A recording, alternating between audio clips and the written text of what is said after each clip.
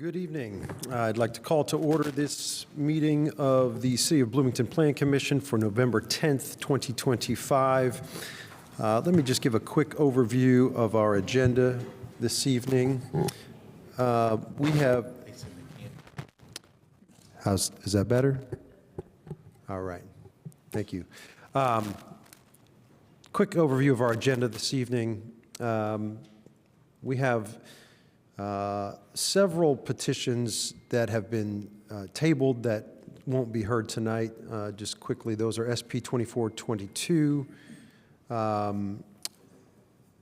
Cutters Kirkwood 123 LLC, ZO 34-23. Those are text amendments related to sign standards. ZO 01-25, that's text amendment related to affordable housing incentives, and then SP 28-25, Built LLC. Those petitions remain tabled. We do have three petitions that the first three of those are tabled. The fourth of that is continued. We have three petitions that we will hear this evening. The first is ZO 33-25, which are text amendments to the UDO related to resolution 25-12 to amend incentives. ZO 35-25, text amendment in response to the Common Council resolution. And then ZO 36-25, petitioner William Wamathai, the property at 2005 West Corey Drive. So we'll hear those three petitions this evening. We do have a little bit of housekeeping to do before we get to those petitions, but let's start with just calling the roll to make sure we've got a quorum. Ballard. Here. Burrell. Here. Holmes. Here. Kinsey. Here. Stossberg. Here. Whistler. Here. Bishop. Okay, sounds like we do have a quorum. We do have one commissioner participating remotely this evening, which just means for the record we'll have to do a full roll call vote on every vote we take tonight. No voice votes tonight. We do have minutes to be approved. We've got the minutes from the October 6th, 2025 meeting. Are there any questions or corrections to those minutes? Seeing none, is there a motion to approve the minutes? I'll motion to approve the October 6th minutes. I'll second. Second. All right. Can we call the roll on the motion to approve the October 6th minutes? Burrell. Abstain. Holmes. Yes. Kinsey. Yes. Stossberg. Yes. Whistler. Yes. Bishop. Yes. Ballard. Yes. Was that a yes? All right. The minutes are approved. Looks like we have Commissioner Seaboard joining us here as well, if let the record reflect that. We are on then to reports, resolutions, and communications. Any reports from commissioners? Commissioner Stossberg. I'll go ahead and report that if you guys didn't know it, the City Council addressed the urban agriculture petition last week, and it was voted down.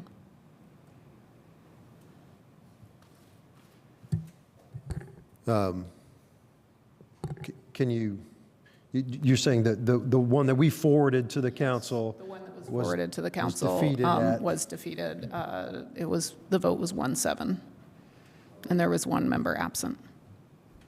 So, Thank you. and then similarly, the SRO petition had first reading last week, so it will be discussed on November 19th. Thank you. Any other reports from commissioners? I just want to make just a quick report, just to to recognize Commissioner Chris Smith, who recently resigned. I don't think there's been any public announcement of that yet, but unfortunately he resigned from the commission to focus on some health issues, and just wanted to just say how much I appreciated his input here. He was only on the commission for a brief time this time, but he also had a previous stint on this commission, and also served on the Arts Commission and the MPO and various other boards. He's done a lot of public service here, and really appreciate him and wish him the best. Any reports from staff this evening? Thank you, Jackie Scanlon, Assistant Director. A similar report, thanks to Mr. Smith for being so willing to serve and doing a great job while he was here. And we hope that we'll see him coming as a member of the public to meetings and other engagements we have. And we want to say welcome to Mr. Bishop, who is our newest member as well. This is his first hearing. And so thank you. And thank you all always for giving your time. That's all. Just want to note that we'd like to get the list of members updated in the packet and on the website for next time, to make sure it reflects that change. All right. Any other reports? Is that it from staff? All right. Well, I think we are ready for our first petition then, ZO 33-25, and looks like Jackie Scanlon is the case manager. Take it away whenever you're ready. Great, thank you. Just a sec.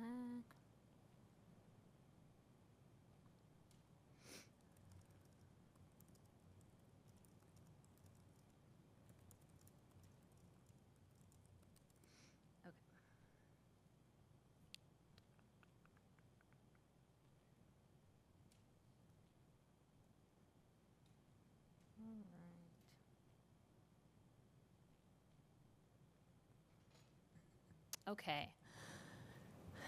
So the first petition we're looking at tonight is ZO 3325. This is in response to Resolution 2025-12 from the council. Let's see if I can make this bigger. There's so much going on this screen. Okay.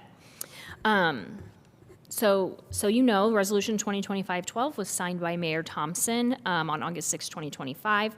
Plan Commission held its first hearing on October 6, 2025. And at that hearing, the department presented a proposal. Questions and concerns were raised and gathered to be addressed tonight. So the Plan Commission must make a recommendation to the Common Council on or before December 5th. So if you do not vote to send it to the council tonight, we will need to set a special session to finish the discussion. This slide is blank because I just realized right before. Okay, you all asked, what has the Housing Development Fund been used for? We have reported on that briefly before, but I did confirm some things today with Director Killian Hansen. So I am going to tell you what those are. So money has been given, we've talked about, or when she presented in February, she talked about, that money went to support existing low-income housing, as well as directly to members of the community. So some examples are money given to Union at Crescent, which is a low-income housing development on the north side, around 1100 North Crescent. Money has been given to Bloomington Cooperative Living.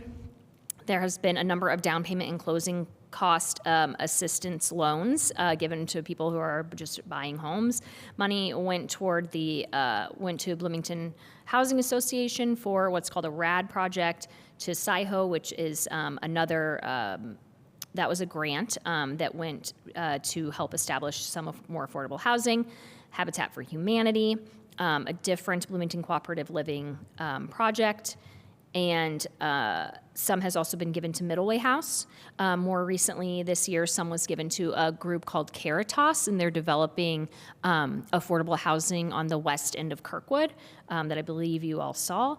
So most of the money, so there is still quite a bit of money there. And as Director Killian Hansen shared when she was here previously, there are a number of projects that she is hoping to get off the ground this year, with some pilot projects that she had put in the budget that the money from the Housing Development Fund is intended to be used for. So those are tenant-based rental assistance projects, or program, excuse me, so that can be used for rent as well as rent supporting things, such as like an application fee or for utilities. So that goes with the tenant. And then interest rate buy downs, the way she explained it was, encouraging people to move up if they are just trying to not get rid of their great interest rates, to open up housing kind of along the ladder, and eviction prevention programming. So those are the types of projects that the money has been used for thus far. And then as a reminder, what happens is that when HAND goes to propose their budget, they basically have to let council know how they intend to use that money, and then council appropriates the money per year. Another question we had from the October hearing related to increasing impervious surface coverage to 80% as one of the potential development incentives when using affordable housing incentives. It was what the impervious surface coverages are in the affected zoning districts, so R1 through R4. So you can see here that it's a range from 30 to 50, so 80% would be quite an adjustment if you were to include that. Okay, so these are the whereas clauses, the main goals from Resolution 2025-12. So I'll go ahead and read them because obviously that's very small. The council wishes to assess and amend the relevant provisions of the UDO in order to incentivize developers in creation of affordable housing units, and any payment in lieu qualifying standard should exceed the requirements of actual creation of permanently affordable units. And the Common Council further wishes to ensure any payment in lieu options are meeting the long-term interests of Bloomington housing needs. So those are the items that, broadly, goals that you are addressing with this response to the resolution. And the particular directives were that the Common Council directs the Plan Commission to prepare a proposal consistent with this resolution to amend the text of, and then there's a certain section of the code listed that's called Affordable Housing Incentives, to assess the incentive structure and consider creating additional incentives for affordable housing, including but not limited to expected owner-occupied unit development. And then the second section says that they direct the Plan Commission to prepare a proposal to amend this text of a different section called Payment in Lieu, to assess the payment in lieu option and consider an increase in the qualifying standard for developments utilizing the payment in lieu procedure. So we're going to talk about the Section 1 request first. Okay, so the part of the code that it's referencing is 2004-110C5, so that's here on the left, and again, that's the Affordable Housing Incentives section. It's in your packet. The proposed red line changes are in the packet posted to the website for the hearing tonight, but this is the actual text as it exists. And then we are proposing to make changes to both sections of that text. So the first section is Section A. Let me see if I can zoom in on this. Hold on.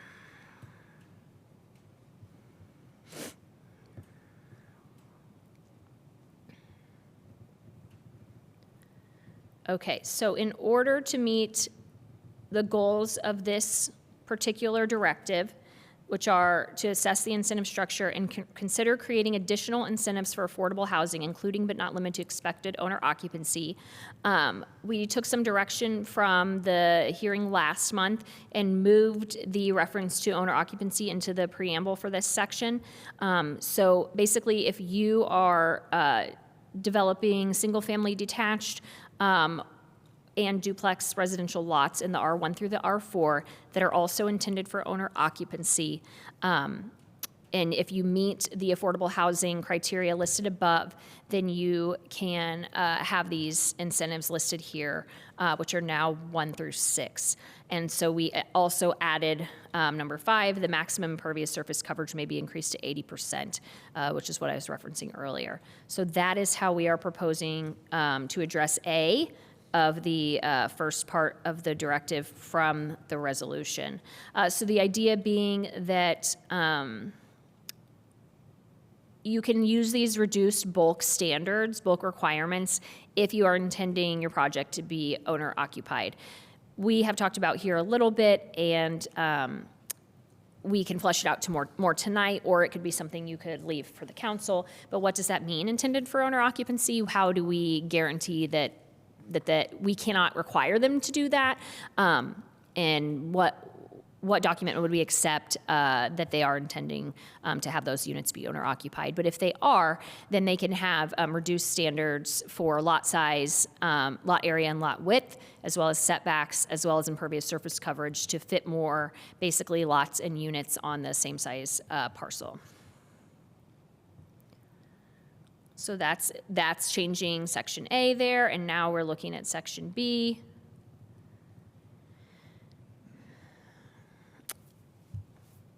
So what we did for section B was, again, toward the objective of assessing the incentive structure and considering creating additional incentives for affordable housing, we are adding that if you do a Tier 2 project, projects that meet the Tier 2 affordability standards may increase the maximum impervious surface coverage allowance by 10% and decrease the landscape area by 10%.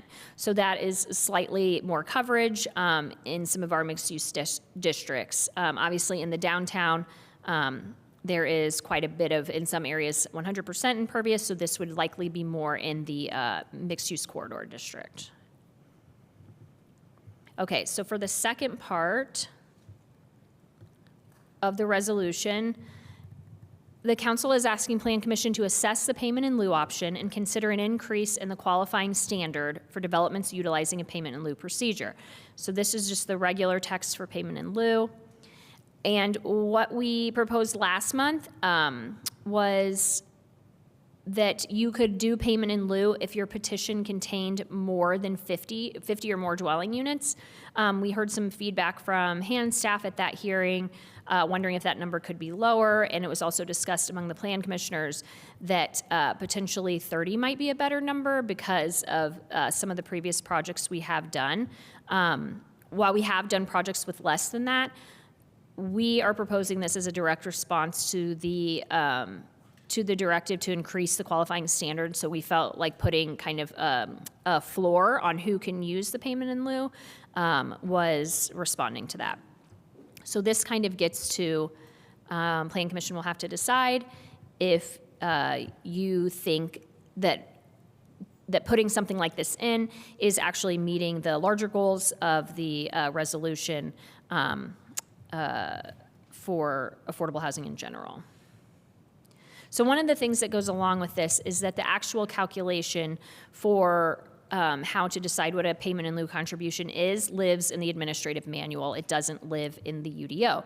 When it was written by a team of directors from HAND, ESD, BHA, and planning a number of years ago, the idea was that the contribution rate would be revisited every year, and it's actually only been revisited once. This year it was changed to $30,000. So this is the current language here. And though the Plan Commission doesn't have to approve changes to the administrative manual, we want to look at it as a holistic picture and talk to you guys about these potential changes that we think help address some of the concerns about the payment in lieu option. So here is the red line for that, and we discussed this a bit last month, that currently HAND is using bedrooms for their count as it's written in the administrative manual. And so we would be recommending to change that to dwelling units, which is what the UDO calls for. And instead of 15% of the total project dwelling units, if you wanted to do a payment in lieu, we're suggesting to double that to 30%. So again, increasing the qualifying standard, and then also relating to the whereas clauses of requiring more if you were doing payment in lieu than if you were going to do units on site. So we are also proposing to increase the contribution rate to $50,000 a unit for units that have 1 to 3 bedrooms. And if you have units that have 4 or 5 bedrooms, it's additional $5,000 for each additional bedroom. So there's a sample project calculation here for a 132 dwelling unit project. This calculation which has 12 extra bedrooms, so some 4s and some 5s, would be a $2.06 million contribution. So there were some requests to have comparisons for some of the projects that we have already seen if we're planning to, or if we're proposing to change the calculation. So here we have 4 projects and how much payment in lieu was pledged when those projects were approved. Some of them are at the $20,000 rate and some of them are at the $30,000 rate, depending on when they were approved. You can see that we've listed dwelling units and beds, and then the payment in lieu pledged, and then on the right, the payment in lieu with the new calculation. And this is assuming no 4s or 5s, so no additional cost. And you can see that for in each case, they do net more for the Housing Development Fund than the previous calculation did. Okay, so Plan Commissioner Holmes also submitted an amendment for discussion tonight, and so that is that in the payment in lieu section, he proposes to replace that language with the language, all petitions seeking to utilize the affordable housing incentives established in this section shall satisfy the affordability obligation solely through an agreement with and monetary contribution to the City of Bloomington, hereafter referred to as a payment in lieu. No provision of this title shall require or authorize the construction, sale, or rental of income-restricted dwelling units as a condition of incentive eligibility. So we can have that, ask him to present that and have discussion of that here shortly. Oops, sorry, just a sec. So the department tried to put together a response to Resolution 2025-12 in order to respond to the call of incentivizing developers and creation of affordable housing units. The main 2 ways we've done that is to increase the use of, or hoping to do that, is to increase the use of bulk standards reductions in the creation of platted subdivisions with the additions that we added there, and to limit which projects can bypass affordable housing dwelling unit creation through the payment in lieu option so that actual units would be created. Again, Plan Commissioner Holmes included an amendment, and so we can discuss that shortly. Basically, your charge tonight will be to decide if the proposed changes that the department have put forward do incentivize developers in creation of affordable housing units, which was the overall goal of Resolution 2025-12, or if you have amendments that you would like to see. We are recommending that you forward the version that we have submitted, but we're happy to discuss and make any amendments that need to be done. Thanks. Thank you. Are there any questions from commissioners?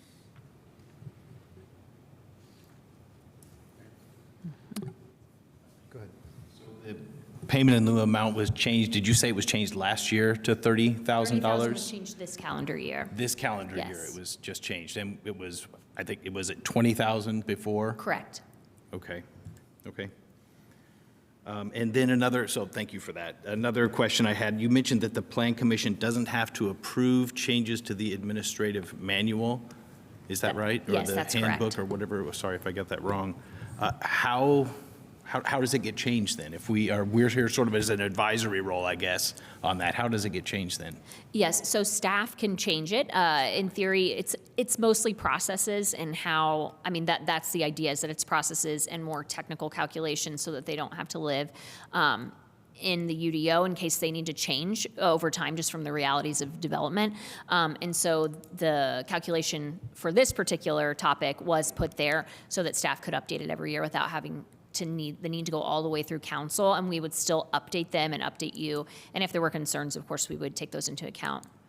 Okay. And is it staff of your department, planning, transportation? For this particular one, we staff- would rely on the Housing and Neighborhood Development Department to confirm any amendments that we thought were appropriate.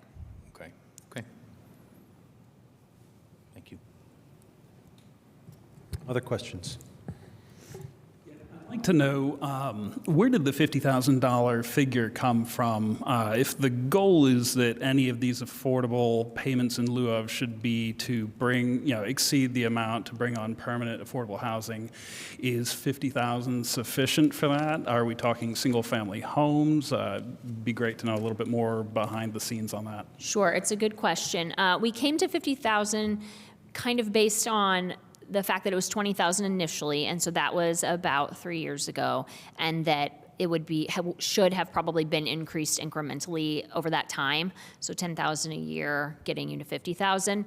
It could probably be more.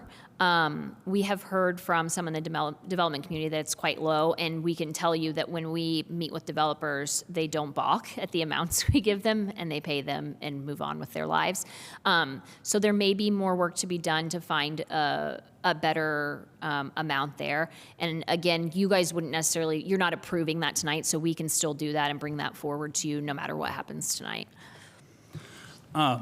It would be helpful to know what it would cost to bring on those units in a more conscientious way. So are we looking at duplexes, fourplexes, something like that? So what does that affordable housing option look like that we would put these into?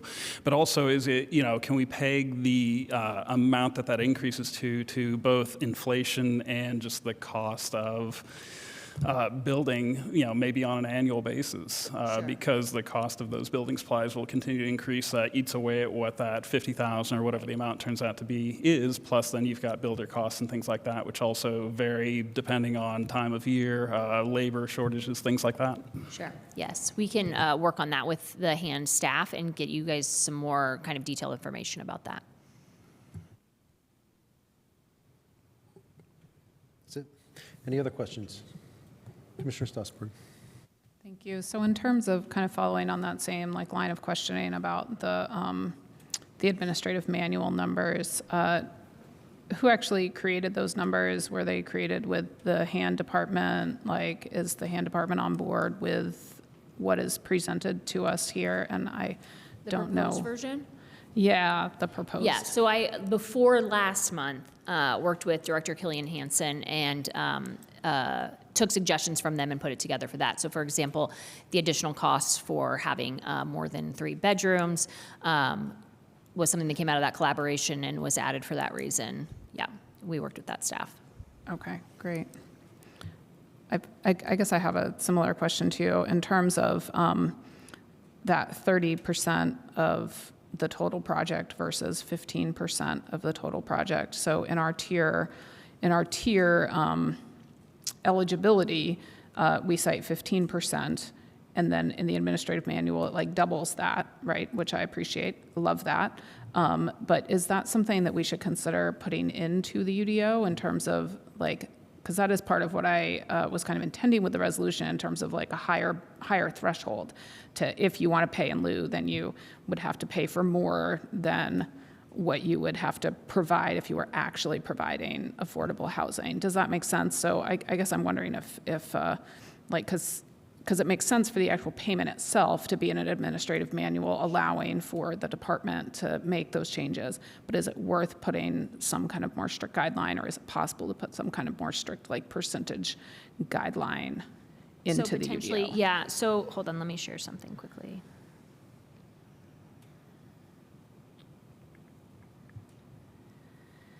Maybe it makes sense to make a reference here in the 7A for payment in lieu to having that percentage come from the, you don't necessarily have to put the percentage in the code, because then every time you might want to change it, it might be laborious, but making a reference to that, because it references the administrative manual related to processes, but maybe it might be here where it says a payment in lieu of providing housing that meets tier 1 or tier 2. Yeah, maybe we should make a reference to the administrative manual there. Yeah, or even, I don't know if it makes sense to do that in terms of what needs to be in the administrative manual, or how much guidance the UDO can give the administrative manual in terms of saying okay, if we're going to require 15% of units that are actually built to be affordable, can we require then twice that amount to be utilized as part of the payment in lieu. And, because then, I mean, then that percentage depends on the tiers which are in the UDO. Well, both tiers add up to 15, right? So Yeah. you're actually getting 15 with each. So that's where it's like, I mean, where did the 30% come from even? Like, is that something that like planning or hand went, hey, like, let's require more if they're wanting to pay in The lieu? directive in your resolution, was talking about, not one of the directives, but in the goals, hold on, let me go back.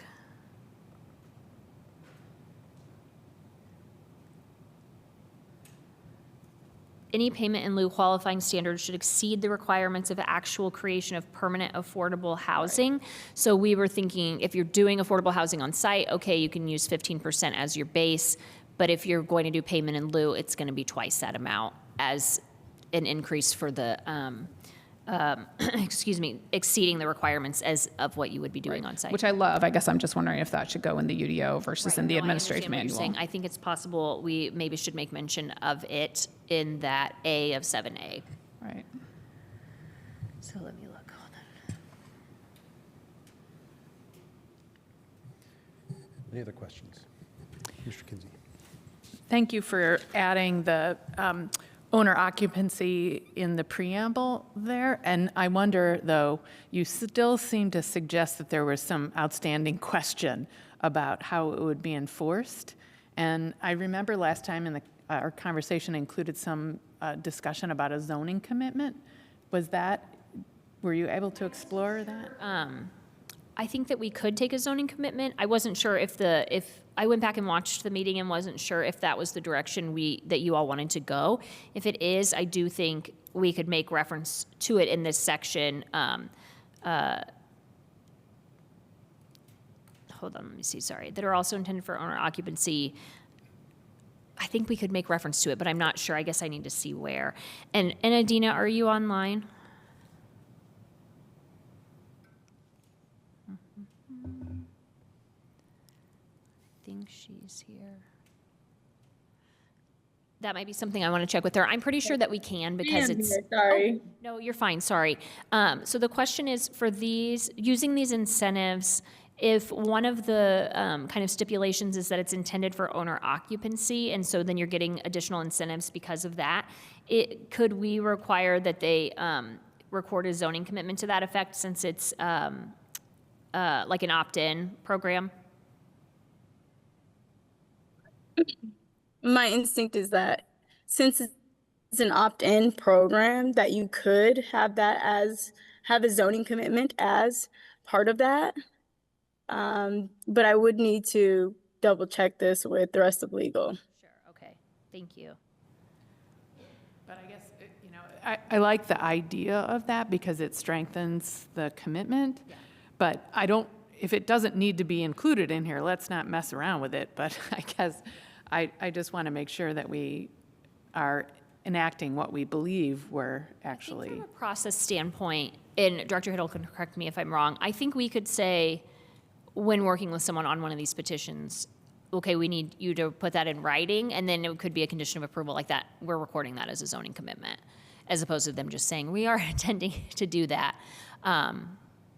Yes. Yeah. That makes sense to I me. think I we mean, could- we have seen that kind of thing Yes. in a condition of Right. approval, so, okay. Okay. Any other questions from commissioners? It might also be useful, I don't know, because we don't usually do amendments in this way, but it might be useful to have Plan Commissioner Holmes describe his intention for his amendment, if you guys want to discuss that before you, or do you want to go to whatever you want to do? I just don't want you to forget about it. I think we're going to need to allow separate public comment on Okay. the amendment, so Yes, I agree.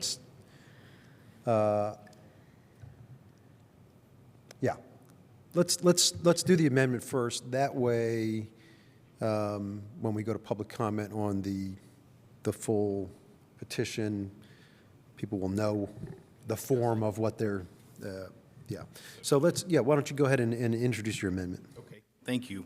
And this is, I can tell, going against kind of the trending direction here, but I'm going to try it anyway. So we have two ways of trying to support affordable housing. One of them is through the covenants and deed restrictions that the builders manage. The homes can only be sold to people of certain income levels or lower, or rented to people of certain income levels or lower. And those are price controls, essentially. Literally, that's what they are. The other way is to extract payment in lieu from the builders, give them the same incentives, let them build outside of normal standards, collect money from them, and the city then has the discretion to apply those funds to support affordable housing in the way that they want. I think that second way is a much better way to support affordable housing than the first way. There's actually a large economic literature on price controls, but just in these examples, if you're trying to support homeowners, they're going to get their house, but there's a deed restriction on it, and they can never sell it to anyone above the 70% or 90% of AMI, and so they're never going to realize appreciation of the asset, right? It's simply, they're not going to be able to sell it at market value. They're going to have made a contract with the city that they can never do that, and those things go into perpetuity. They don't end. So that's there forever. It's similar problems with rent controls in apartments. It disincentivizes the creation of them. So if we want more housing, this typically goes the other way. It de-invests in housing. And it also, they're not going to want to invest in them, so quality will typically go down. Another point I'd like to make, I think maybe the affordability problem in Bloomington is less on the apartment side and more on the home ownership side. I've seen charts that track AMI versus rental cost, and they roughly track. So rentals haven't become a lot less affordable over the past several years. Home ownership has become drastically less affordable over the past several years. So if we're going to apply effort towards affordable housing, I think it should be on the homeowner side. I think it's better for homeowners as well. If you can get people across the finish line into a house, they get to start building generational wealth. It makes a difference. So organizations like Habitat that do this type of thing are very important because they don't just temporarily assist. They're doing something that's like you're setting them off, and then they can go on and continue to benefit for the rest of their lives. I think that's by far the better way to go. And so the payment in lieu, where's the demand for these affordable housing incentives? It's almost all on the apartment side, right? They want to build bigger apartment complexes, fine. And if we only let them do the builder-managed ones where there's going to be covenants, we're going to get a whole lot more affordable apartments in Bloomington. My understanding, reading articles, some of them stand empty. Right? A lot of them that created blocks of affordable apartments are not being rented, and I don't know why that would be necessarily, but that's the case. So if instead the incentives were all directed to payment in lieu, then instead of having empty affordable apartments in apartment complexes, the city gets the money and they can apply it to affordable housing in other ways, right? Down payment assistance is that type of thing. I mean, we saw the list of those things. Most of those, I think, are better ways to support affordable housing than the covenants and the deed restrictions. So that's the logic. That's what I was trying to get at with this amendment. And what the amendment is intended to do is say, you can't do it by setting off units and putting price controls on them. That no longer qualifies you for it. If you want these incentives for affordable housing, make the payment in lieu. And then the city will do what best it can with that money to support affordable housing. So I think that about sums it up. All right, thank you. Any questions from commissioners on the proposed amendment? Commissioner Stossberg. So just for clarification's sake, you think that only payment in lieu should be offered and that there should not be any requirement on developers to actually build affordable housing for affordable housing incentives? That's right. Okay, Yes, thank you. yes. Because they'll, instead of building affordable housing, they'll make a payment in lieu, and it will be used to support affordable housing in another way. They're contributing to affordable housing. They're not doing it by building apartment units with price controls. That's what it's removing, is apartment mainly, and not even because I don't know how many affordable homes have been built under this program. Mainly it's apartments with price controls that we're building, and they're not even being rented. So yes, I would stop that. Other questions from commissioners? I guess I want to think about, I appreciate all the information. Thank you for sharing all that. How it plays out then in anything else. Like I want to appreciate and I understand the logic of what you're just describing in the amendment, but now how does it play out? What does that then eliminate in the rest of this? You mean in the In the text actual of the UDO, yeah. UDO? Yeah.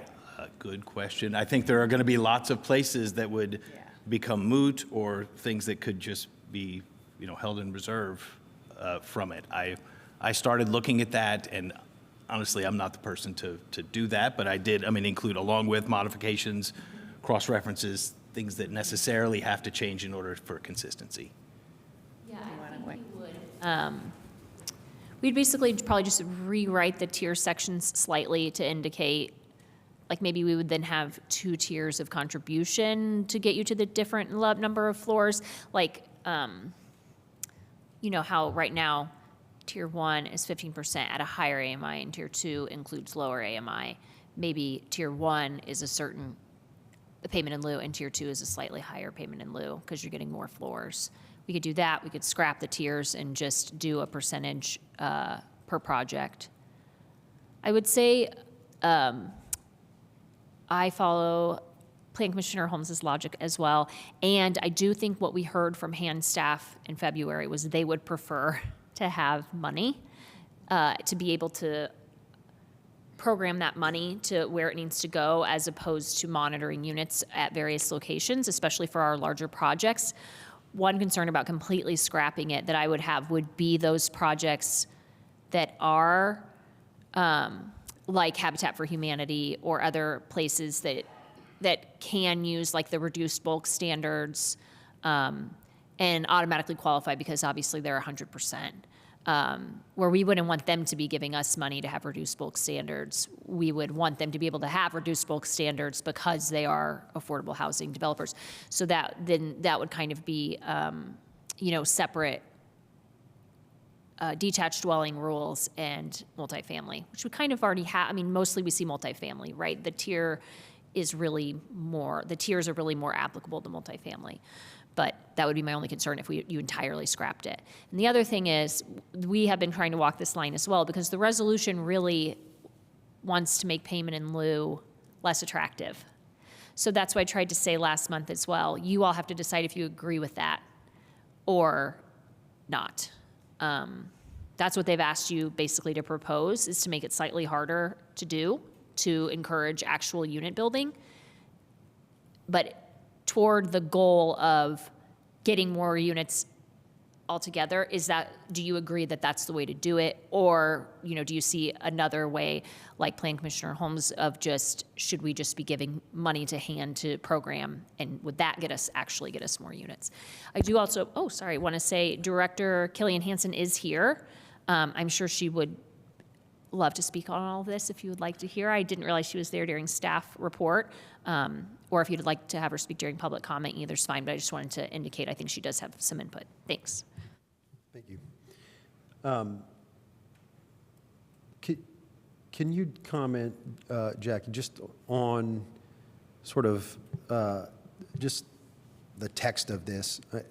My understanding is that this is essentially an alternate proposal, right? This is the proposal here is just make this one change instead of all of the other changes that are proposed in. Yes, yes. I think it would supersede most of the other things we were talking about. If I may, Yes. I don't think it has anything to do with the impermeability. I think it has to do with the amendment to C7, I think, is the one that it will affect. Just C7? C7. The C5 amendment, isn't that limited to changing impermeability standards? Yes, but it's for if you're doing tier 1 or tier 2, then you get, for single family or duplex, then you use those standards, the permeability and those things. Hold on, Do you mind putting the text Yep. of the amendment back on the screen for us? just a sec. Is that in the packet, or is that just, It is in the packet, I believe. do you know Should what be. page that's on? Page 10. Thank you. Page 10? Oh, I see it now. The other thing, if a majority of you were on board with the amendment, I mean, obviously, this is all like a very process thing. The council sent you a resolution. They want you to respond to the resolution. You could send the changes we've made, which we do think respond to the resolution, and recommend that they don't do it. And, and then you could bring forward your own amendment. You are the only other body that can bring forward an amendment. You could send the amendment that they want, recommend denial, and then we could work on another amendment in the vein of what what Plan Commissioner Holmes is saying, and then that could go forward as well. I'm not suggesting that we do that, but that is a possibility. To your question, Mr. Whistler, about like, isn't this just a different proposal? Yeah, I mean, I suppose all of the other changes about how it's calculated still would apply in this Sure. case, right? So it's really just changing, the original proposal is just to make one change to C7A, right? That Correct. says, that adds the language, in petitions for projects that contain more than 30 dwelling units, correct? Yes. And so the amendment is, instead of just adding that line, it's to replace that entire C7A with the new language. Yeah. Yes, but he indicated that he does want it to replace everything else. So the items discussed in the previous sections, like 5, or earlier in the incentive section, I think would also be moot, because they'd be replaced.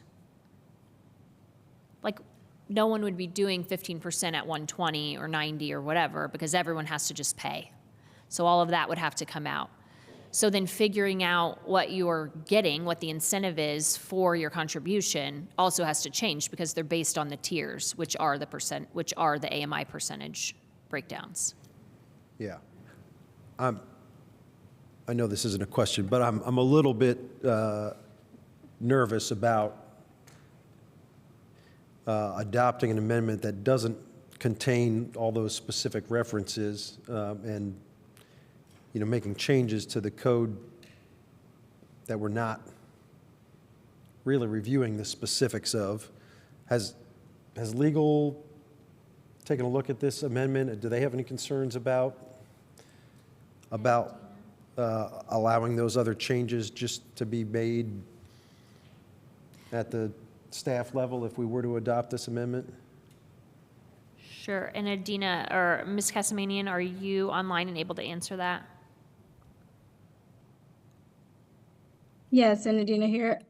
Legal would probably need a little bit more time. We have been discussing, but from what I understand, we would just need a little, more time to review this amendment.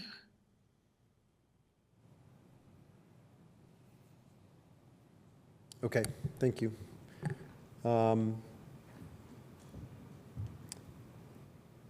I suppose,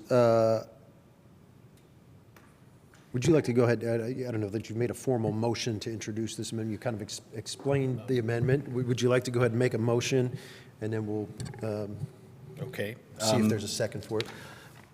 Let's see, how about I move to amend to include the changes outlined in section F of the packet? Is that sufficient?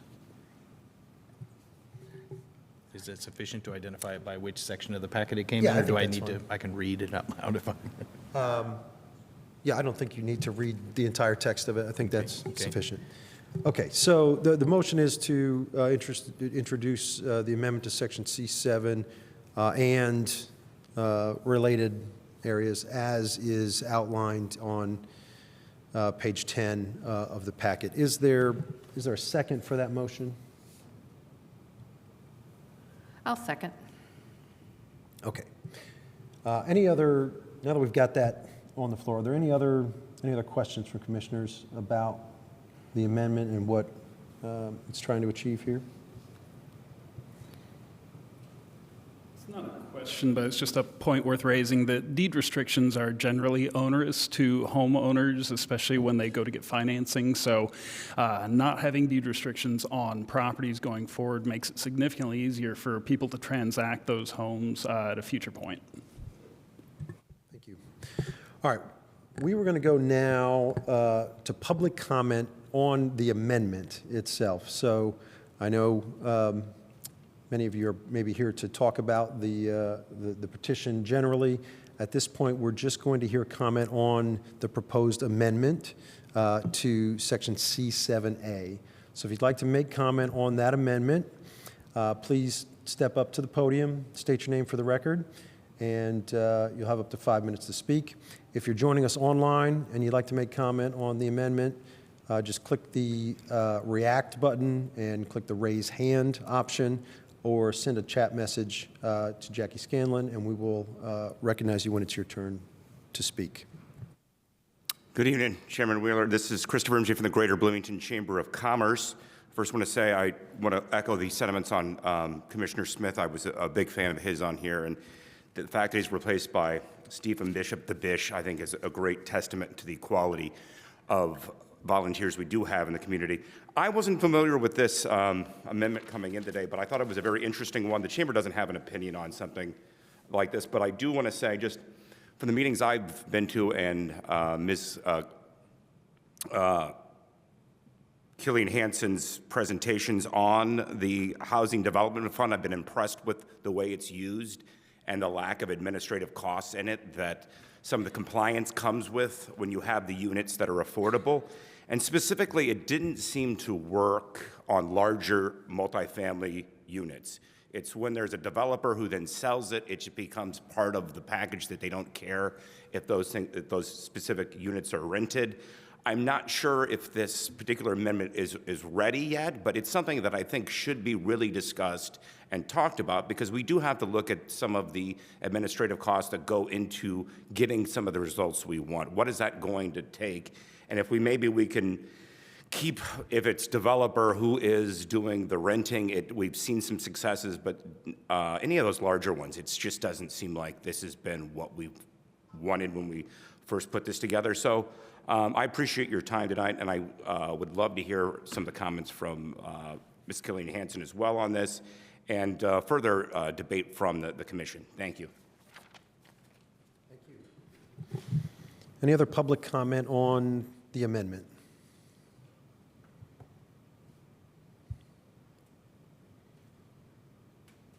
Any online commenters?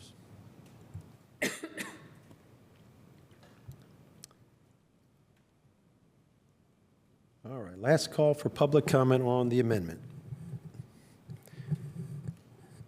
All right, any final discussion from commissioners? Commissioner Stossberg? Yeah, so I have lots of comments on this. So first of all, I would argue with the earlier statement that rentals have not become less affordable. Rentals have become significantly less affordable in this community. Significantly. It is huge, okay? Secondly, I do want to comment about some of the vacancies, specifically the vacancies in some of the workforce housing or affordable units that Ms. Killian Hansen highlighted in the spring, a couple different presentations that I was at, and part of the challenge with those were the contracts, and I agree that payment in lieu works really well, especially with certain types of builds, and student housing is one of those types of builds, often because student housing, it rents by the bedroom, and they have these 5-bedroom, 5-bath kind of places, and then it's significantly less to rent a room in a 5-bedroom, 5-bath apartment within a student complex. And it is affordable enough, in fact, that it's actually often less expensive per bedroom than what it is in terms of the rent that is dictated by the AMI, right? Because you're sharing some of those common spaces. So it does become, more affordable in some ways when you have those 5-bed, 5-bath units in large student housing complexes. And so, entertaining the concept of incentivizing student housing complexes specifically. And, when they come to us, like they come to us often, like designed as a student housing complex, right, to utilize the payment in lieu option, would definitely be something that I think is on the table in terms of wanting to make sure that the payment in lieu is used in effective ways. But to completely require everything to do payment in lieu, I think really does not go along with several pieces of our comprehensive plans. And one of the things about that, and one of the things that affordable housing incentives are supposed to do, is to diversify where that affordable housing is. So instead of affordable housing all being in one location and put all of the people who need economic help over here, it gets spread out and dispersed throughout multiple areas of the city. And if you just require payment in lieu, then that means that nothing is really affordable anywhere. And so what we're doing is depending on the city and the City Housing Development Fund to create that greater affordability. And I love a lot of the programs that Director Killian Hansen has talked about this year, and that she's starting with rental assistance and other types of voucher programs and things like that. I think that those are wonderful and great programs, and I don't want to diminish that. But the fact of the matter is we cannot require landlords to accept those, which means you are still going to have segregated housing to some degree, because the only place you're going to be able to use those vouchers are where the landlords allow them to be used. So you're still going to have pockets of places where you can live if you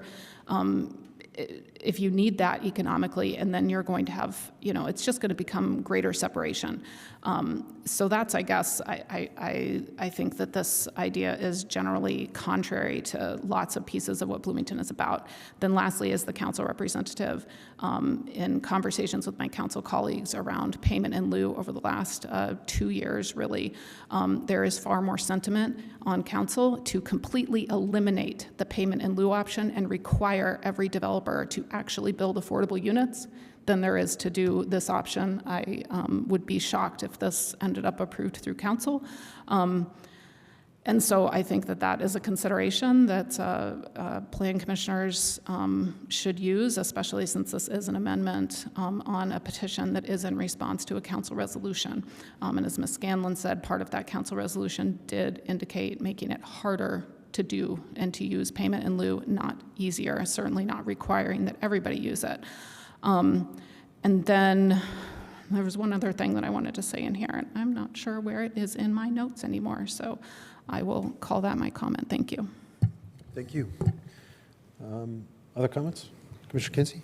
I guess I have some more questions for Director Killian Hansen, if you're willing to come forward and respond and react to some of this conversation. If it, I think we're trying to hold two things in balance here. We're trying to express or demonstrate and have more affordable housing at the same, and figure out what's going to work here. So tell us what your impressions are. Well, I'm going to be as honest as I can be, because that's always been my best policy. So I actually think that the directive to make it harder to use Housing Development Fund is actually the opposite of what should be happening right now. You guys have to think about who is using Housing Development Fund, who is triggering those incentives. 9 times out of 10, and I'm yet to see a small affordable housing development that is triggering that incentive that is not student housing. It is not working. Let's also think about where this starts, boots on the ground.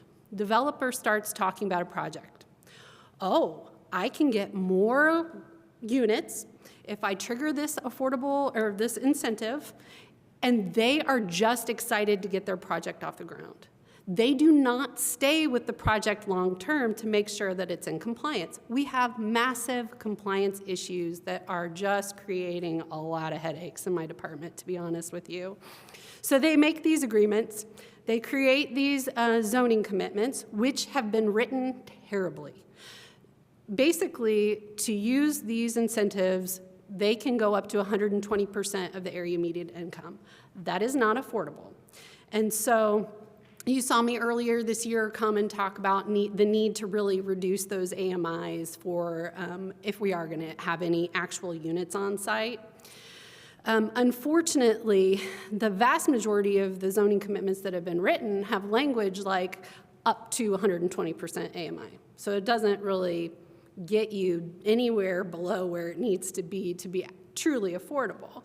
And the vast majority of them are in student-centric complexes. If I am making $75,000 a year and the majority of these units are one bedrooms or they're studio apartments, I don't want to live next door to a student that is keeping different hours than me. So I'm just saying that that has a big impact. $75,000 a year, look at what the AMI chart is. There should be one on our website that will calculate out if you're making X, this is what you're paying in rent. So those are not affordable units to start with. Let's also talk about compliance of the number of units within the buildings that are working. So workforce housing units are working very well in buildings and complexes that have less than 20 units. I'm really concerned about the idea of trying to increase the vast number of units that are on site, particularly when generally the developer makes these agreements, they pass it on to their property manager, who some kid doesn't understand what AMI is, and the income qualification is a complete nightmare. So then they end up sitting vacant. We also have another zoning commitment that said that they would only advertise it for up to 6 months and then turn to market rate. So the process is broken. If we really want affordable housing and you guys are trying to keep the workforce housing units, that's fine, but you need to lower the AMI and you need to have a mechanism in which those zoning commitments are executed in a manner that they were intended to be. Not after the fact, not 2 years after the fact, when they're being built. But you are creating a staffing issue for me, because the more workforce housing units or affordable units on site that you have, the more monitoring that we have to do.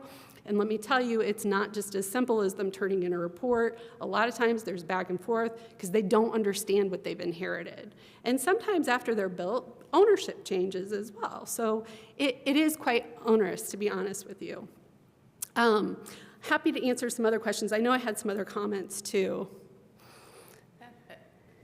Can I just ask one question about the clarifying the person from the chamber who indicated the administrative costs? The things you just described are referencing, those are examples of the administrative costs. Of the units. Is that, yeah. Of the units. And Yeah. you know, the Housing Development Fund, to be perfectly honest with you, is one of the very, very few funds that are available in the city that can truly be nimble to help meet the affordable housing needs of the community. All of our HUD funding, you have to go through significant red tape, and generally they make the projects more expensive, not less expensive. So I do think that generally affordability in Bloomington, there's a lot going on there, but I think you can't just lump it all together. It's supply and demand. It's also the fact that we have 13,000 beds on campus and 48,000 undergrad students. What do you think that is to an out-of-state developer? That is a huge magnet. So we have to try and start thinking about what kind of development makes sense to incentivize. What are you incentivizing? The other comment I want to go back to is that we're not monitoring based on bedrooms. We have said that there's a discrepancy between bedrooms and units because of some of the complexes that rent by the bedroom. Do you count that as a unit? Do you count that as a bedroom? It needs clarification. So we've been doing it by units, but there's definitely some areas for clarification. Could I just ask you to quickly just clarify? I know in your answer there, you talked about AMI, and I know this is a point that's very confusing for a lot of people. When you say 120% of AMI, you mean that it is required that that unit is rented to someone making less than 120% of the area median income?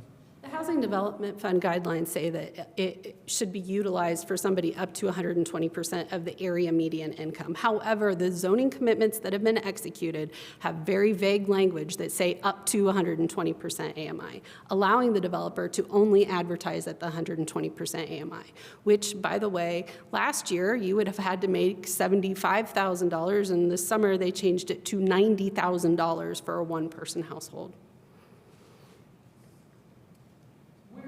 120% AMI figure come from? I have no idea.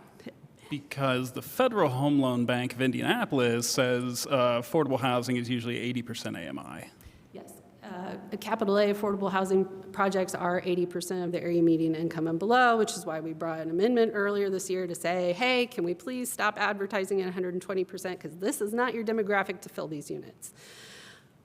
Also, with concerns to where the funds would go for payment in lieu, with it not bringing on like new units and things like that, is there any reason it couldn't be tied together with like Hopewell or something like that to where those funds are then used to build units within a development already? Absolutely. So let me tell you a little bit about how we're using it and what the boots on the ground method for HDF in general. I have to go to council every year and say, and guesstimate, like, hey, I think I might need $500,000 this year.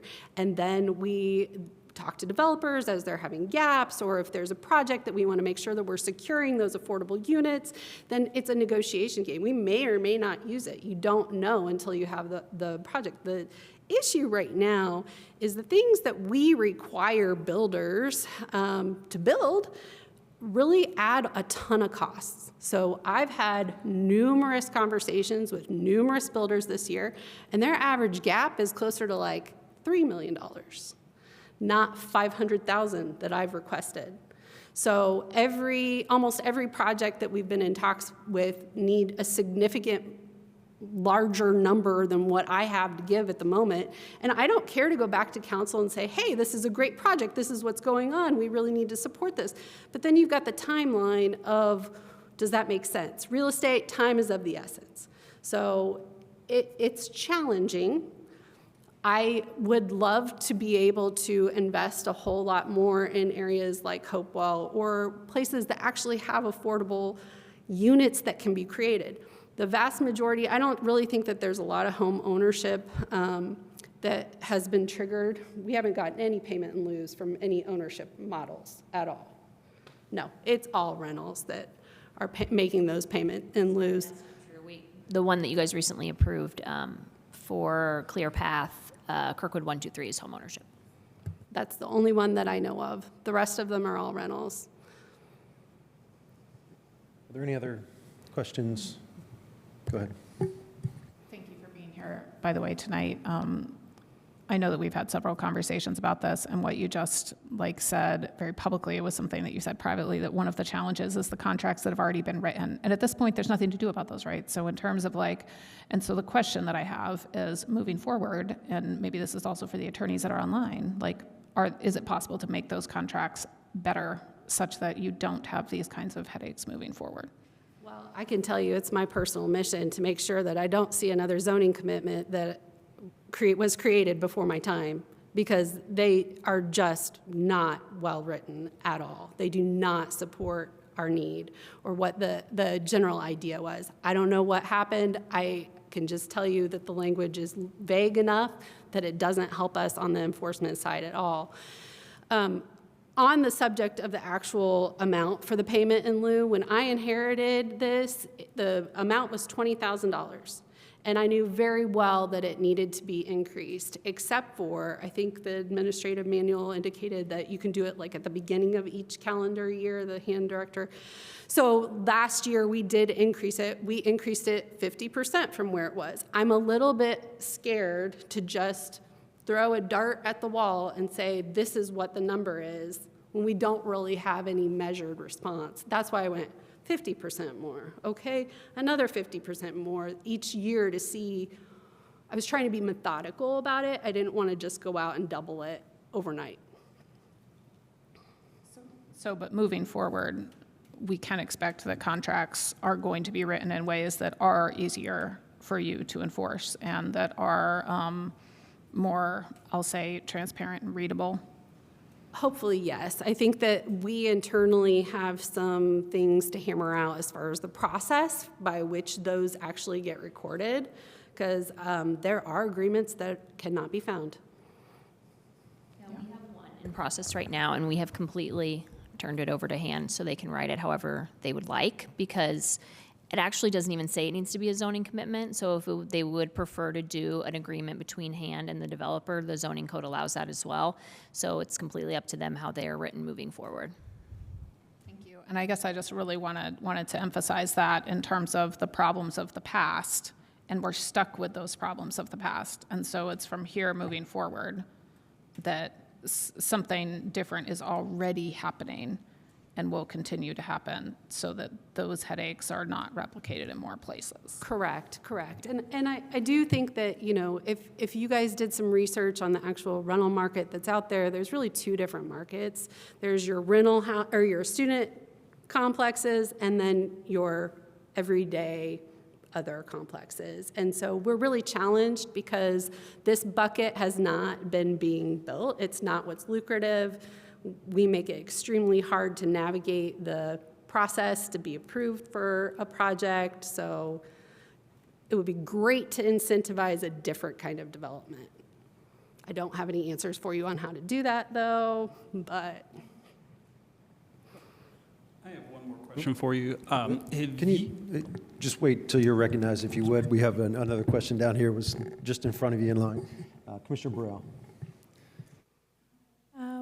So is there a process for accountability for these funds of payment in lieu?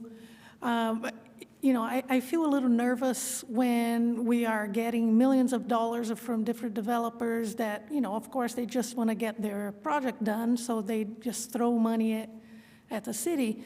But it would be wonderful if there was some sort of report that we can see every year, or something that we see where the funds are going, because it's a lot of money. It is a lot of money, and I think I go back to the subject that it doesn't all come to me all at once. It's just sort of sitting in a fund that the controller's office has until council appropriates the amount to me.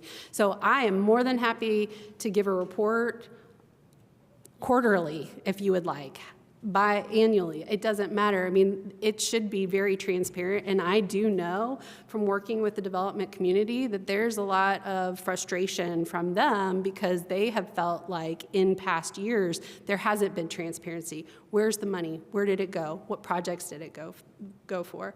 So, and I do have to say that the record keeping has been challenging, so we had to do quite a bit of forensic accounting to even figure out, like, okay, do we have everything accounted for or not? We have a process moving forward. It's just sort of the things that it's water under the bridge at this point for some things.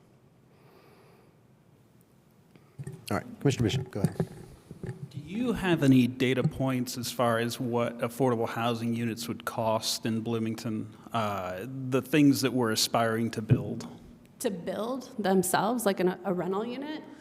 Well, if we're going to have them pay in lieu to cover the cost in excess of what it costs to bring on an affordable unit, have we engaged with like the Builders Association or anything like that to figure out like what does a stock, you know, unit cost? Does it cost $80,000, $100,000? And is that this year's price? Is it last year's model? I can tell you what Home Funds or HUD feels like is a subsidy for a single unit. And it is close to $300,000 per unit to build.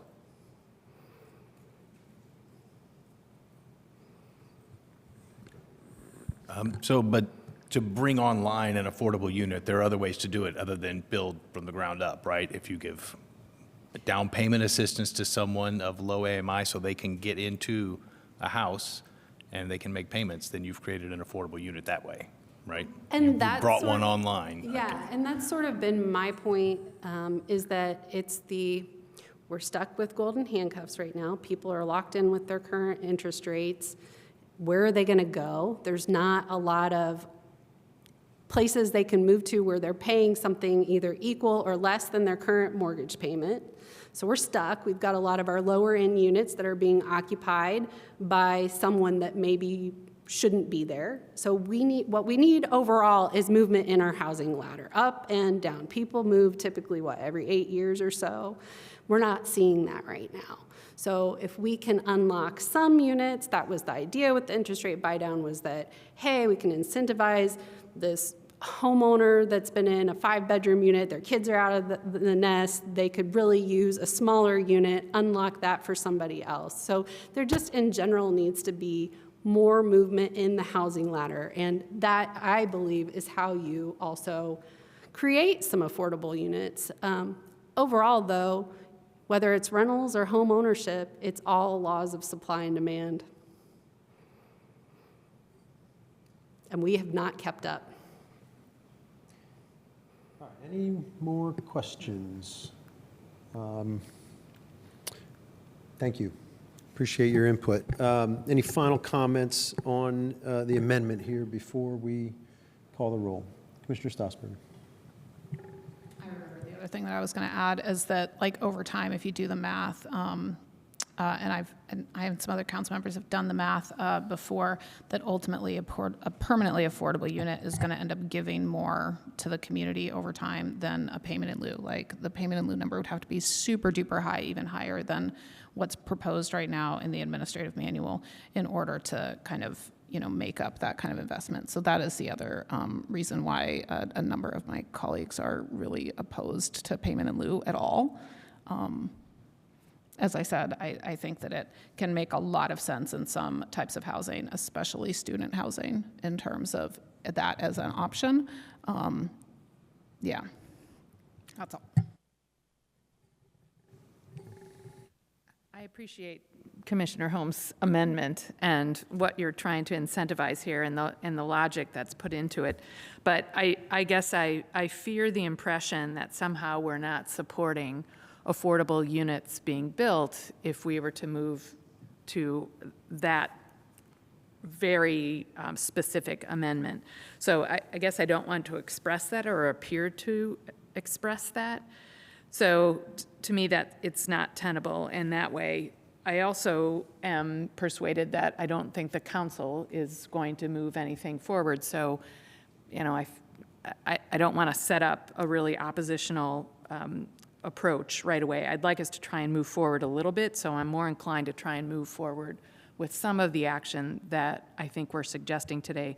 The other thing is, I do think that the payment in lieu really has worked, and I very much appreciate the creativity and the responsivity that HAND has envisioned for ways to make these funds more usable. I understand all of the problems of previous restrictions and legal zoning commitments that weren't well crafted, and the enforcement challenges that those create. But I think some of the creativity I've seen in what you described, how the funds are being used, that's really impressive. So I don't want to lose that if we, so I want to think about how that can continue. But I would urge us to consider that AMI change. All right, that's it for me. Any other comments? I'll just say quickly, I appreciate the spirit of this. I do think that it's pretty clear that the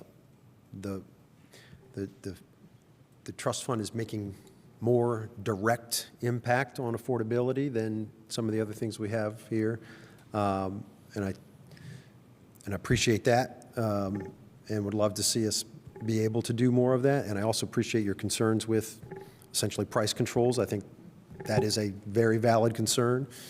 But I have a problem with the general principle of all of this, in the sense that the reward that you get for meeting any of these incentives is that you get to build units that are inherently cheaper to build, because they're essentially adding on to your project. Top floors, increasing footprint, right? They are, by definition, the most affordable units that you can build in terms of the cost of building them. And so we're saying, in order for you to be allowed to build the cheapest unit you can build, you have to pay more money, which inherently wipes out the affordability of building those units. I think there's just a fundamental logical problem with the approach to this. And so to say that that's the only way we're going to be able to do it, and that we're going to continue to jack up that price year after year, just says to me that this is not going to solve the problem. Like, this is maybe going to be a Band-Aid and give us some short-term money to work with to make certain cases more affordable, but at the end of the day, we are increasing the price of building new supply, period. Like, at the end of the day, that is the problem. Like, it is too hard and too expensive to build new supply.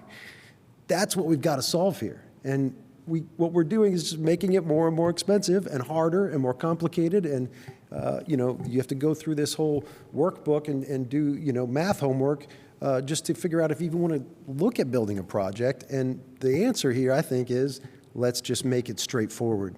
Let's make it clear what you can build. Let's make it easy to build up. Let's make it easy to build more dense so that you can build things that cost less so that we can offer them at a more affordable rate to the market. So appreciate the spirit. I think it's based on some very sound logic, but ultimately I think it just exacerbates some of the problems that I have with the whole structure we set up here. So I will be voting no. All right, last call for comments before we call the roll on the amendment. All right, let's call the roll on the amendment, please. Seaborg, No. Holmes, Yes. Kinsey, No. Stossberg, No. Whistler, No. Bishop, Yes. Ballard, Yes. Burrell. No. All right, so I believe that failed. I think we only had three yeses. 3-5, yeah. And 5 noes, okay. I'm sorry. Mr. Ballard did have his hand raised earlier. I forgot to tell you because then you guys got, so I don't know, I know it's too late for that, but just maybe check in with him on the next one, and I'll try to remind you as well. Sorry about that. That's Sorry my about fault. that, Commissioner Ballard. We'll make sure you have a chance to make your comments. Commissioner Can I ask a Sussman. procedural question? Do we need to be able to see the people voting online as well as hear Oh, them? I'm so Because that sorry. is Yes. one of the council rules. That is correct. Planning Commissioner Ballard, when you vote, you have to have your camera on. Sorry about that. Well, I'll tell you what, since we have to redo this vote, Commissioner Ballard, if you'd like to make your comment before you state your vote, feel free. Sure, that's fine. I'll make it quick. I really appreciate all the conversation. I'm very much in agreement with Commissioner Holmes on this. I think what Director Killian-Hanson has presented multiple times now and has shown for years is that the system's broken. President Whistler, I understand your comment, but I think it has to start somewhere. And I think the starting point of creating the payment in lieu that is working and building upon that to then offset that money into hand directives, creating things that are working, I think is a great step forward, and it's taking action. I'm really, really shocked that the Common Council are all about trying to scrap that. I don't understand. I would want to see Commissioner Southford, I friendly disagreement here. I don't see how you can quantify that an affordable unit is more attractive than the payment and lease type. I would want to see hard numbers on that, because that to me is just kind of an emotional argument, I think. And I think that's actually I think we need to be careful with that kind of argument. I think we need facts to back it up. So that's all. I appreciate Commissioner Holmes, again, the work he's done with this. I very much agree with him. But obviously, we're in the minority here. So thank you. And so your vote, just for the record, on the amendment? Was yes, yeah. My vote is yes. All right, thank you. All right, so that amendment fails. We are now back to the petition as it was originally presented. I think we are ready then to go to public comment on the petition itself. So if you'd like to make public comment on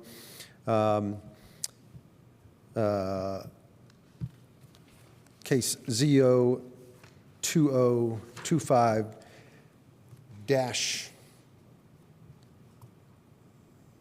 00, let's see, hold on a second.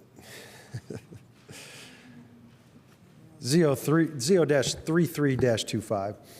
If you'd like to make public comment, just step up to the podium, state your name for the record, and you'll have 5 minutes to speak. If you're joining us online, click that react button, click the raise hand option, or just send a chat message to the host, and we'll recognize it when it is your turn to speak.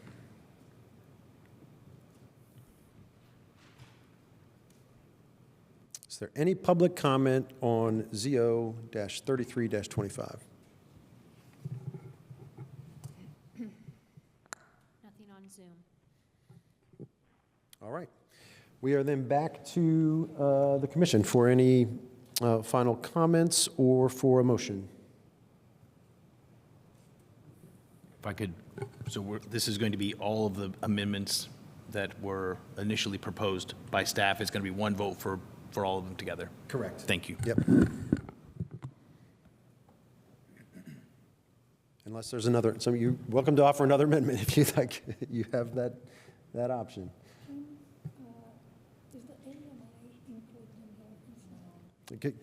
If you have a question, can you speak into the microphone? Sure. As the AMI is not included in this amendment, can that be included in the amendment? The change on the AMI? The second resolution tonight addresses that. Okay, thank Yeah. you. All right, any other final comments before, well, we need a motion. Commissioner Stossberg. Earlier, I brought up the idea of putting in some kind of percentage or reference to the administrative manual. Should we try to create an amendment on the fly related to, or should we try to do something on the fly related to that? Because I know that we have to forward this on tonight, or should that wait for? Up to you. I'm happy to work with you on an amendment for council, but then obviously it has to come back. If you guys think there's a quick change, we could do that. So the payment in lieu of providing housing that meets the Tier 1 or Tier 2 affordability criteria and petitions or projects that contain more than 30 dwelling units may be authorized by an agreement with the city, and all payments will be deposited in the Housing Development Fund. I was thinking, I'm just not sure exactly. I think it should go in there, but I'm not sure exactly because of the references to the tiers, because those are where the 15% lives. If that should be totally scrapped. Hold on.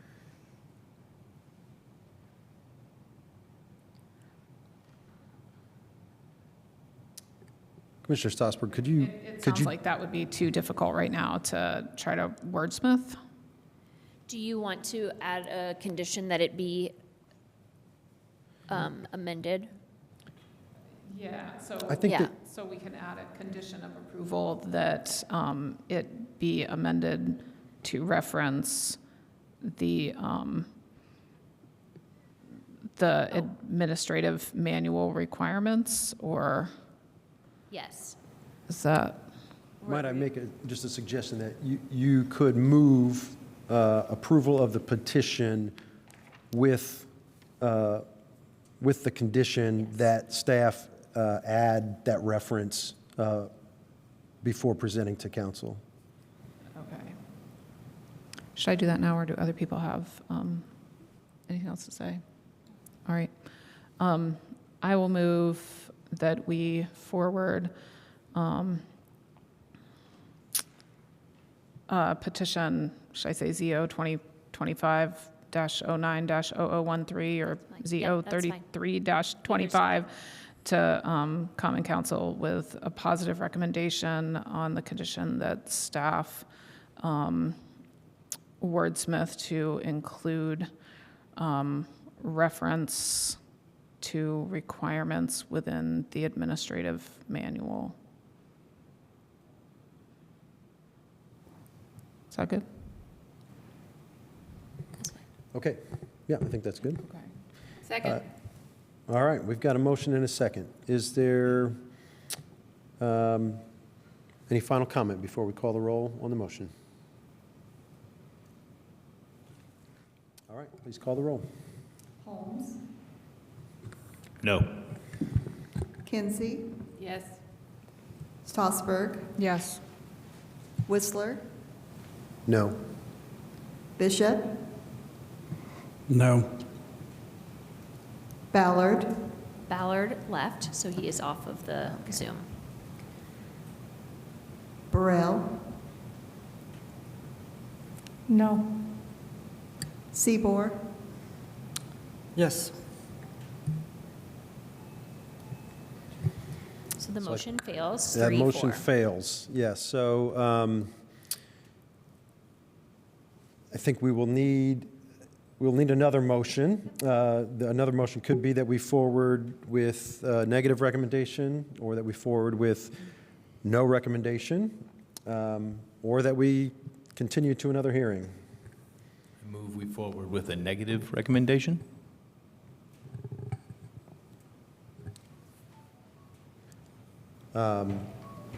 Is there a second for that motion?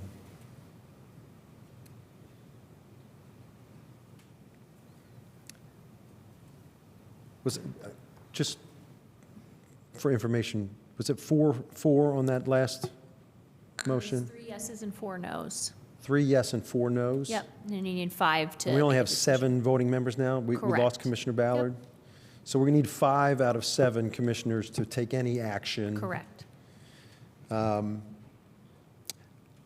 I might suggest that forwarding with no recommendation might be the only way we get a majority vote here. I'll change my motion to forward with no recommendation. Would you also like to include, as Commissioner Strasburg included, the condition that staff add the reference to the administrative manual? Administrative manual, yes. Okay. All right, so the motion is that we forward this to the council with no recommendation, along with the condition that staff add reference to the administrative manual. Is there a second for that motion? Second. All right, any final discussion? I guess I just want to know kind of what happens after this now. I mean, I feel like we have not done what the council asked us, which was to essentially address and assess this resolution. So, I mean, it's definitely an option in the state statute that you've assessed it, you haven't come to an agreement, you're sending them a version, and you're not all in agreement about whether or not they should do it. And so it's very similar to the others. They'll make a decision. The only thing I can't, well, it's not like this is our first no recommendation. But if so I'm not sure if it comes back to you. I can verify that for you for next month. But you can send it on this way, and they'll see it. We will certify it within 10 days, and then they'll put it on their calendar, and they'll have to make a decision within 90. It would come back to us if the council decides to make significant changes. I think so, yes. Yes. Okay. So any other final discussion? We've got a motion and a second.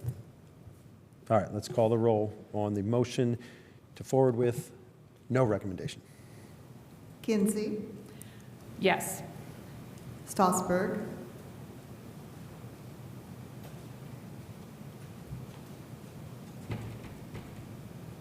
Yes. Whistler, Yes. Bishop, Yes. Burrell, Yes. Seaboard, Yes. Holmes, Yes. All right, motion carries. We are now on to our next petition, which is ZO35-25. This is related. We also have, again, Jackie Scanlon to present. Go ahead, Jackie. All right, yes. So this is response to Resolution 2025-17. You will recall, probably some of you, that last winter we received a resolution from council and we heard it in February of this year. That's when Ms. Killian Hansen gave her presentation. Then we realized that was outside of the 60 days statutorily required for that hearing. So council then broke up that resolution and sent it forward as the one you just saw, and this one as a separate resolution. So the latest resolution was signed by the mayor on October 2nd. You're hearing it tonight, and you have to make a recommendation to Common Council by January 9th. So again, to kind of just a little bit go over what that resolution entails. They passed a resolution to reinitiate, in part, the intent to pursue the objectives set forth in Resolution 2024-23 from last year, and to amend the minimum qualifying standards for affordability in plan unit developments. So this one has 3 sections that we need to address with specific mandates in the code. The first is related to the eligibility section. And the directive was that the Plan Commission is to prepare a proposal consistent with this resolution to amend the text of the eligibility section, which is here on the left, to include an AMI requirement within Tier 1 and Tier 2 affordable housing projects as follows. Tier 1, affordable housing projects to include at least some units to be priced below 90% of AMI, using whole percentages for each tier. And Tier 2, affordable housing projects to include at least some units priced below 70% of AMI, using whole percentages for each tier. So this was an image that Ms. Killian Hansen presented to you in February.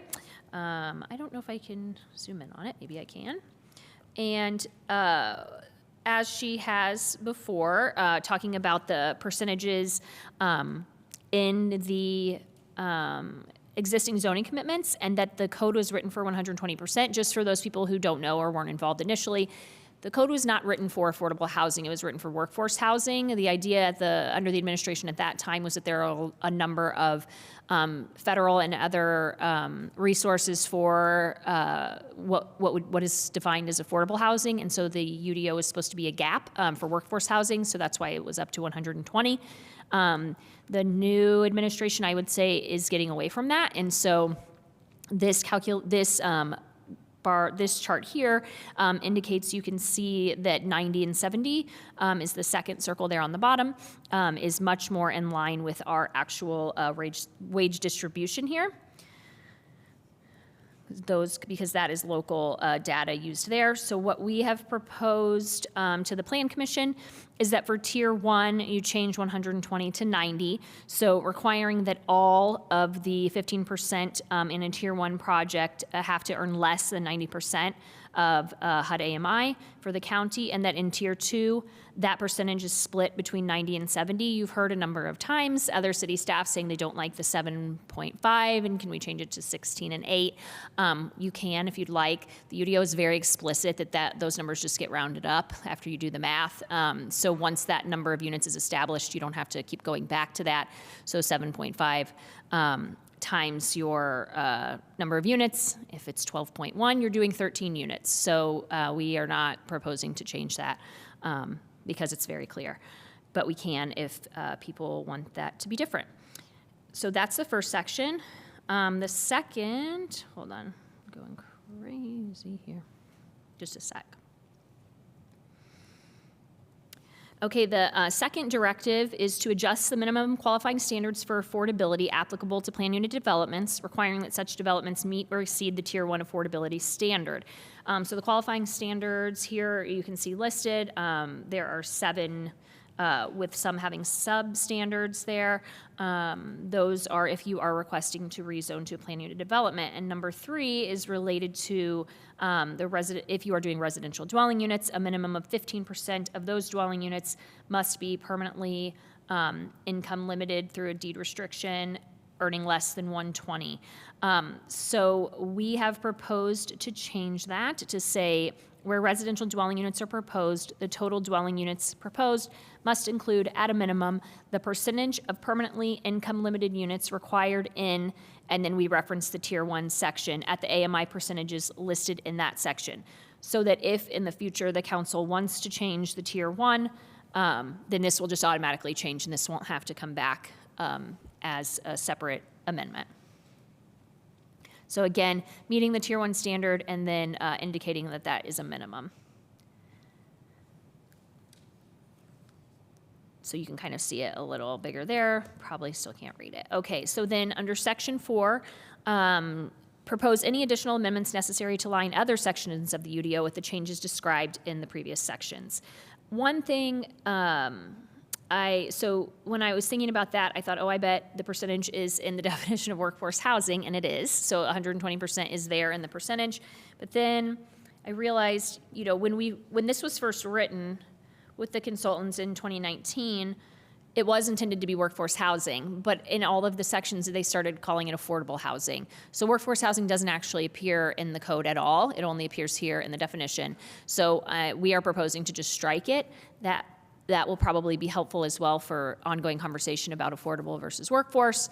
And the code is just going to be talking about affordable housing. So we don't need this definition, I don't think. Ooh, just a sec. So the department is proposing to amend the percentages related to area median income and affordable housing units that are provided through the incentive section of the UDO to better align with our local workforce reality. Again, as you've seen tonight, while there are differing views on whether or not on-site units are more or less beneficial than receipt of a payment in lieu, the proposed changes in this response to resolution make any on-site units potentially more impactful than the current regulations by lowering those percentages. And additionally, these are the same percentage numbers from the hearing in February, or I should say hand staff mentioned these numbers at the hearing in February, 90-70, so we aligned with those, and you could see on the chart that I displayed from Ms. Killian Hansen's presentation that aligns well with our actual workforce. So we are recommending that you approve the waiver of second hearing and forward this petition as well to the Common Council with a positive recommendation. And I can answer any questions. Thank you. Are there questions from commissioners?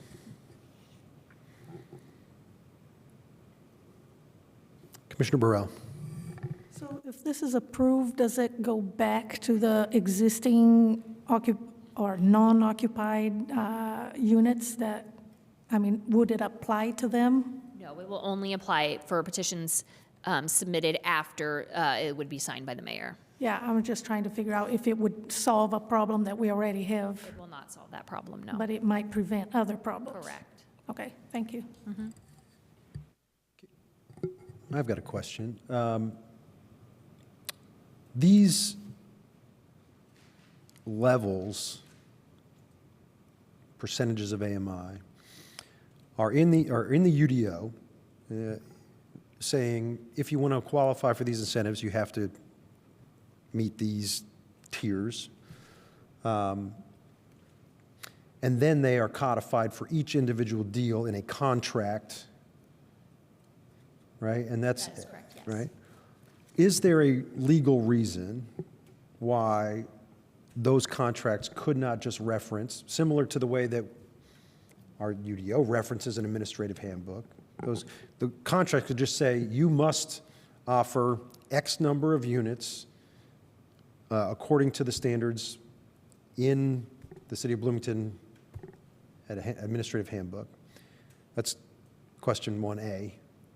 Question 1B is there any reason that handbook has to be tied to AMI or tied to the way that, I assume we have these definitions because it's the way HUD has their federal definitions. Is there a reason our local handbook couldn't just say a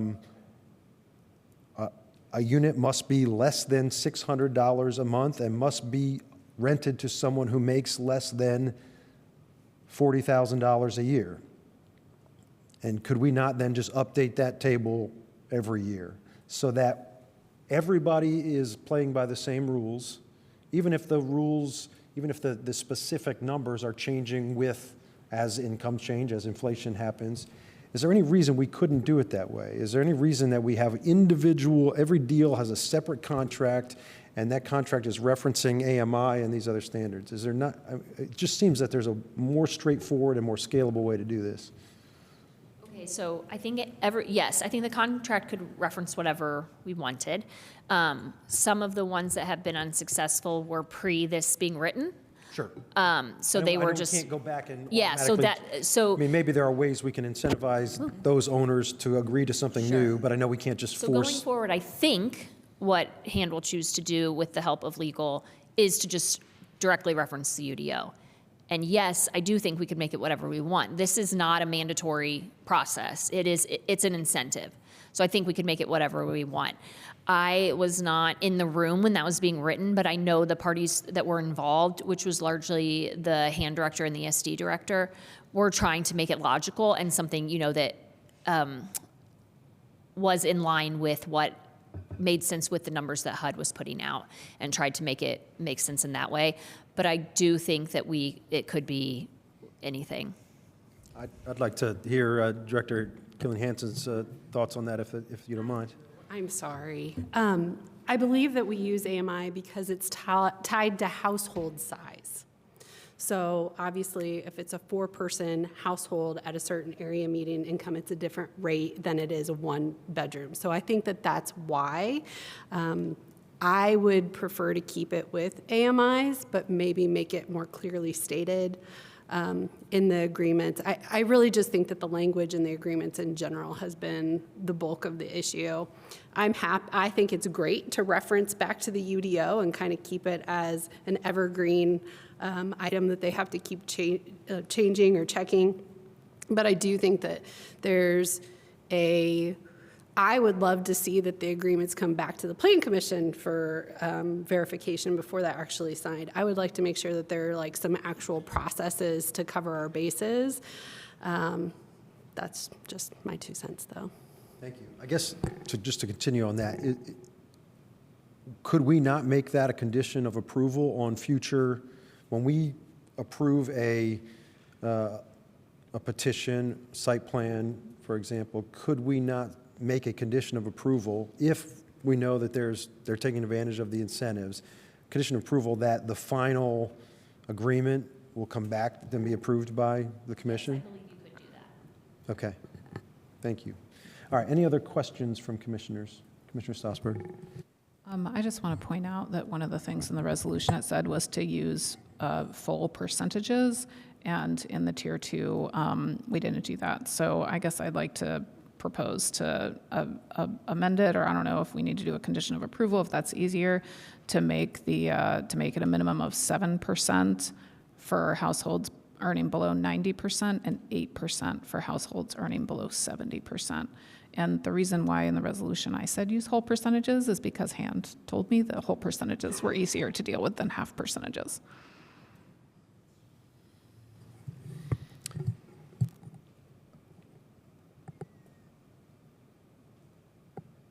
So I think that was a question for staff. Can we do that? And also a question for commissioners. Is that like good for y'all in terms of a condition of approval, if that's the best procedure that staff thinks? I think that we would want to have that as an amendment that we Yeah, that we since you call already a know the roll-on. text you want, I think you could I think just that's a propose it as an substantive amendment. change here. So if you'd like to introduce an amendment, feel free. Okay. I would like to move that we, let me go back, and that we amend petition ZO 3525 to state that Tier 2 eligibility requires a minimum of 7% of the total dwelling units are income restricted unless otherwise adjusted or forfeited by the city to households earning below 90% of the HUD AMI, and that a minimum of 8% of the total dwelling units are income restricted permanently unless otherwise adjusted or forfeited by the city to households earning below 70% of the HUD AMI. So just to clarify, you're referencing in Section 2 eligibility, 2B, Roman numeral 2. You want to change 7.5% to 7%, and in Roman numeral 3, change 7.5% to 8%. Correct. Correct. All right. Is there a second for that amendment? Okay. Any discussion amongst commissioners on that amendment? Any public comment on that amendment? If you'd like to make a comment, step up to the podium, state your name for the record, and state your comment. If you're joining us online, click the react button, click the raise hand option, or send a chat message to Ms. Scanlon, and we will let you know when it's your turn to speak. Nothing online. Last call for public comment on the amendment. All right, back to the commission. I think we're ready to call the roll. We didn't have any discussion before. I can't imagine we do now. All right, let's call the roll on the amendment, please. Strasburg, Yes. Whistler, Yes. Bishop, Yes. Burrell, Yes. Seaboard, Yes. Holmes, Yes. Kinsey, Yes. All right, the amendment is adopted. Any other questions from commissioners for staff on this petition?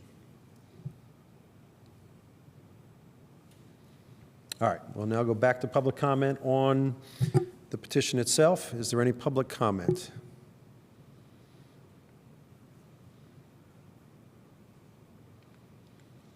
Last call for public comment on the petition. All right, back to the commission, and I think we are ready for a motion. I'll motion to approve the, to approve the waiver of second hearing and forward ZO 35-25 to the Common Council with a positive recommendation. Is there a second? Sorry, Sorry, as amended. Yep, thank you. Do we have a second? Second. All right, any final discussion on the motion? All right, let's call the roll, please. Whistler, Yes. Bishop, Yes. Burrell, Yes. Seaboard, Yes. Holmes, Yes. Kinsey, Yes. Strasburg. Yes. All right, motion carries, and the petition is forwarded to the council. We are on now to our final petition of the evening, ZO-36-25. Petitioner is William Wamathai, the property at 2005 West Corey Drive. I believe we have Eric, we need Eric Grulich to present this one. Is Mr. Grulich with us?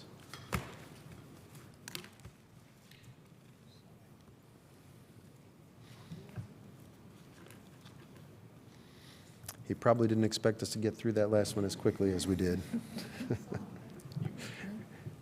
Most of the time, he would have been right.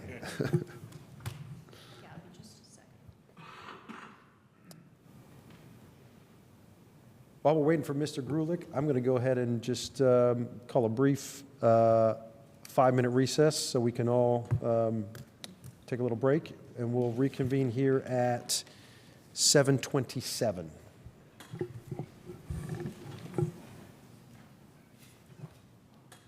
We are ready now for ZO-36-25, and we have Eric Grulich to present. Whenever you're ready, Eric, take it away. Next case is VO. Sorry, give me just a second. There we go. Next case is ZO-36-25, and this is coming forward to the Planning Commission tonight for something a little bit unique that you guys have not heard in a long time. And so this is a recommendation for zoning for a property that is coming forward for a voluntary annexation. So this is for a property at 2005 West Corey Drive. The petitioner is coming forward ultimately to the City Council to request a voluntary annexation. And so the Planning Commission's role in this is to make a recommendation to the City Council on what the zoning for this property should be if the council ultimately decides to annex this property. So the Planning Commission's role tonight, as I mentioned, is simply to make a recommendation for a property that is currently in the county on what that zoning should be. So the property is on West Corey Drive, and the properties to the south of this are zoned within the city, which is what makes this property eligible for annexation. The property to the south is the Moose Lodge that's zoned residential medium lot, R2. The this particular property that is coming in for annexation or possible annexation was actually in the county when this subdivision was approved. It was approved in 1992 as Corey Lane Estates. And so it was in the AFA at that time. So this is Lot 2 within the Corey Lane Estates. This is within property that is, as I mentioned, zoned by the county. Within the county's urbanized area plan, which is their equivalent of the comprehensive plan, it is designated as mixed residential. As I mentioned, the properties to the south of this, the Moose Lodge are zoned residential medium lot, R2. Just to the south of that, again, within the city is zoned mixed use medium scale. The county's urbanized plan has this designated as mixed residential, which is their one of their residential designations that is very comparable to the city's kind of urban residential zoning or comprehensive plan that deals with low density residential, encourages a mix of housing types, both single family and attached. And so the petitioner is coming forward, as I mentioned, for an annexation petition that'll go to the Common Council. So as we looked at this, we look at what the county's comprehensive plan is and both the city's comprehensive plan for the adjacent properties. The adjacent property, the Moose Lodge, is zoned neighborhood residential, is zoned R2. The county zoning, which is RES, which is kind of a very low density zoning, has very similar setbacks to the R2 zoning that is to the south of this. And so in this particular instance, it was a somewhat easy exercise to kind of go through of what the zoning on this particular property should be, which we stated in our staff would be R2. Similar lot size, somewhat similar setbacks, although the county doesn't have a zoning district that completely matches what ours is. The R2 certainly is something that is very comparable to that. So as I mentioned, this was certainly a very easy exercise for staff to go through in terms of matching up with the zoning should be. So we are recommending that the Plan Commission forward this to the Common Council with the recommendation that the R2, the residential medium lot zoning, be approved for this with a waiver of the required second hearing. And I'm happy to answer any questions. Thank you. Are there questions from commissioners?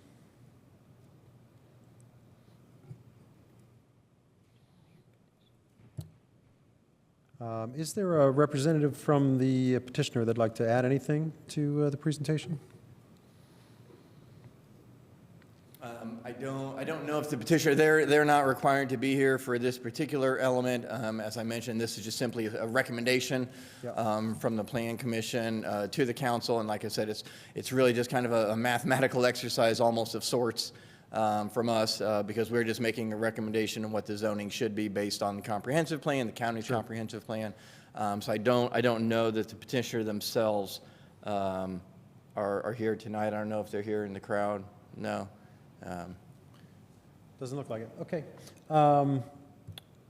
Commissioner Strasburg, go ahead. I just have a question. So, I mean, I guess I think that R2 designation kind of makes sense in terms of what Corey Drive looks like, and it makes sense because we have an adjacent R2, you know, to the south of it. But I'm really curious as to why that property to the south was zoned R2, if you happen to know, because it is all owned by one entity, and it is the Moose Lodge, and R2 is residential. So, I mean, it's not like we have a proposal on the table to change that, but I'm just kind of confused as to why that was ever R2 while we're talking about this area.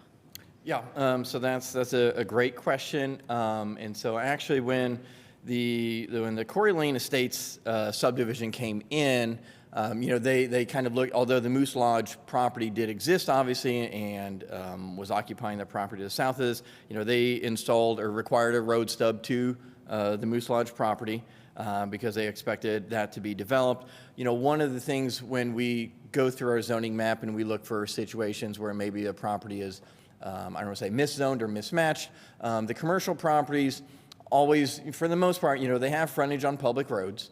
And then depending on kind of where that might be in a situation, if it's back from an arterial road, from a collector road, then we look and see, is the commercial zoning really appropriate? So in this case here, the Moose Lodge, it does not have frontage on 2nd Street or Bloomfield Road. And so, the comprehensive plan has it designated as neighborhood residential. So the R2 zoning on that property really does kind of make sense in that you don't have frontage on an arterial collector road. You have residential to the north, residential to the west. And as you get back into Bloomfield Road, get, even one property off of Bloomfield Road, you're pretty much predominantly all residential. So it really made sense. While I don't have any recollections of the Moose Lodge property myself, discussing it, it does make sense for that to be zoned R2 because, it does lend itself to residential. It could be commercial, but kind of given the deep length of it, it makes it a little bit challenging sometimes for a commercial development to occupy that, and housing in that situation certainly would be appropriate as well. So that's, why I can alter a hypothesis of why the Moose Lodge is zoned R2. So I understand the equation that you're operating from, that there's a R2 south of it, so that makes sense. But I wonder if there were other zones that would get us more density, or if there were any other interests of what this property could be developed as. Yes, absolutely. So, one of the factors and one of the kind of the components of the equation were, what are the properties within Corey Lane Estates? What is their lot size? What is their lot width? Those are very comparable to the R2. Also, I'll point out on this particular lot, and then within Corey Lane Estates, when this was coming forward for subdivision approval 92, there were several sinkholes that were located within or adjacent to this subdivision. This particular lot, Lot 2, did not at that time have an identified karst feature. There was a unique drainage feature that was located on this particular parcel. So there was a large drainage easement that was platted for this parcel. So the R3, while it could allow for more parcel or more properties to be developed in a theoretical world, this particular parcel has a few constraints on it, both for the drainage easement as well as tree preservation. So trying to get another lot in on this particular lot really was very challenging in terms of a realistic standpoint of balancing all the factors. There's a utility easement that runs through the northwest corner. You've got a drainage easement for this feature on the property that could be a karst feature. We're not sure. That'll be something that'll be evaluated with any kind of a development plan or building plan for the property. So the R3 zoning certainly was something we did consider. However, it did seem to be really kind of squeezing in more than what was probably appropriate on this property. And so that's why we went with the R2, because it's certainly an easier conversation as it matches and is analogous to what's immediately south and surrounding it. Thank you. Any other questions from commissioners?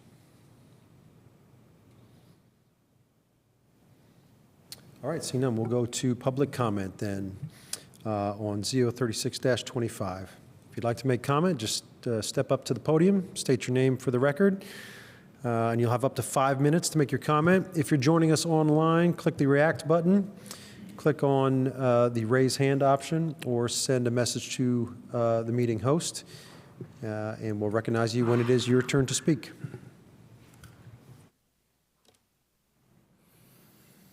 Good evening, Commissioners. My name is Paul Post. I'm a property owner on the street in question on Corey Drive, along with several of my neighbors that were here tonight. A couple things I wanted to point out to you that I think kind of have gotten glossed over here. That entire area is part of what's called Island 4 in the annexation process with the city. The majority of that area did not want to be annexed. That's a very important point. All the neighbors around there, the people, that's been a very ongoing issue to us. To have one odd lot want to be in the city would cause a bit of a headache. This is as a city employee, I can tell you, for police, for fire, for sanitation, to have to service one odd lot on a street that is considered county, right? So that's something I think needs to be pointed out. A lot of the things that we're going through the paperwork today, In '92, when this was approved, there were things mentioned that have never come to fruition. It talks quite a bit about curbs and sidewalks and all those things. That never happened. We still have the existing, as far as I know, pavement from back in the 90s. There's a section there where it talks about adequacy of road systems. The finding was listed as there are no known problems with the existing Quarry Drive road or infrastructure. Well, that's just false. There's several buckled areas. There's a big pothole. There's a giant, it's like 4 foot wide, it's just gravel. No one cares for that road. We've asked the county to care for it, and they say it's not county. The city says it's not theirs.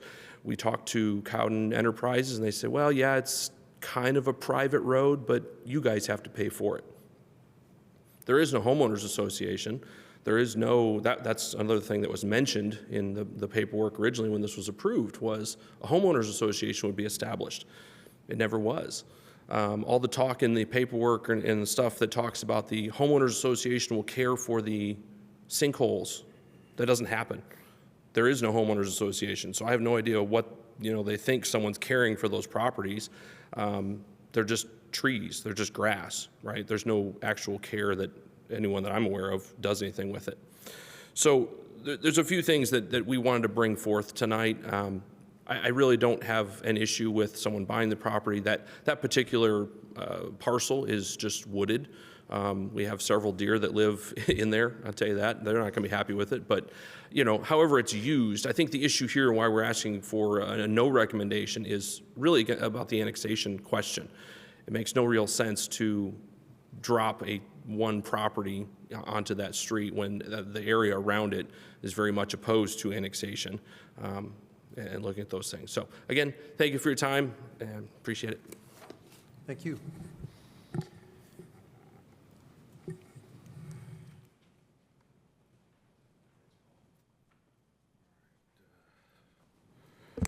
How you doing? Thank you, Council. Lieutenant Reyes, retired naval officer, and also resident of Quarry Drive. Yeah, that property is a sinkhole. It floods regularly. I mean, you could swim in it when it floods, literally. It's up to your chest.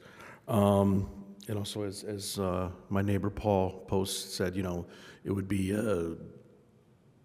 inconvenient if just one piece of property was, designated commercial. It just makes no sense. It would probably be a disruption to the rest of the residents, of our little block there. So, yeah, most all of us, that I've talked to, pretty much every neighbor up and down the block, and they're pretty much opposed to it, because it just would be a disruption to all of us. So that's all I have to say. Thank you. Thank you.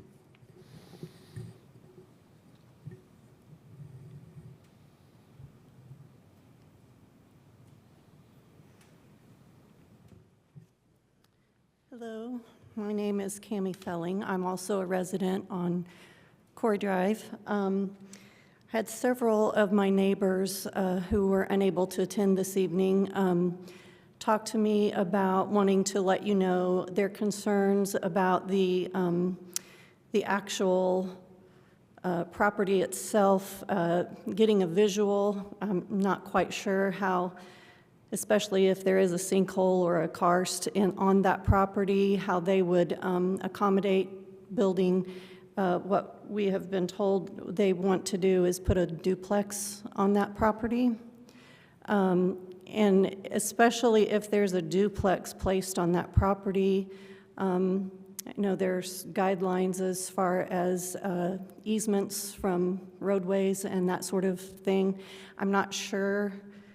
To me, in my mind, I can visualize almost having to have a garage almost open right on the road, and to have two residents' vehicles have to be accounted for in that area would be rather difficult, especially where it's located because of the curvature of the road. Might become a hazard to traffic flow on that road.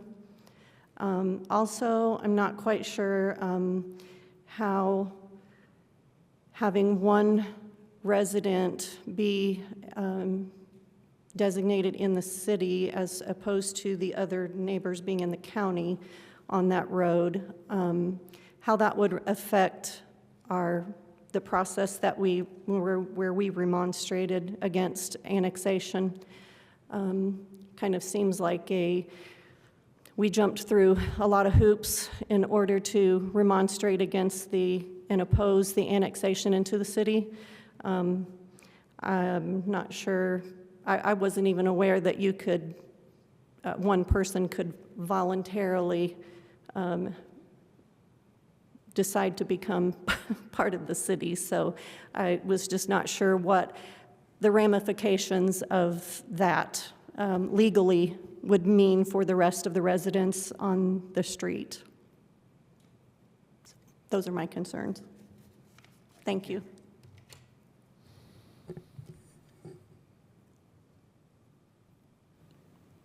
Is there any other public comment?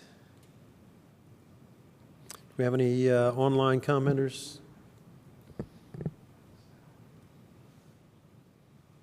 If there is anybody online that would like to speak to this petition, please use the raise hand function, or you can send a message via chat and we can recognize you.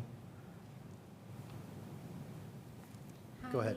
State your name for the record, please. One last thing, my name is Rosa Mantia. I'm also a resident on Cody Drive. Could you pull the mic down just a little bit? Yeah. Can you hear me?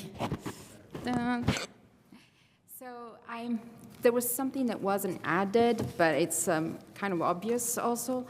And so if they decide to build a property on 2005, so raise the, fill the sinkhole, there would be more chances that the property opposite, the 2005, which is not ours, will get flooded even more, because every time we have a lot of rain, those two properties, those two lots, get flooded. So if they fill one side, there are chances that the opposite property will get even more flooded than usual.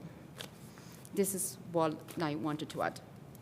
So it will be even more inconvenient for one of the residents on top of what was said before. And thank you. Thank you. Is there any additional public comment?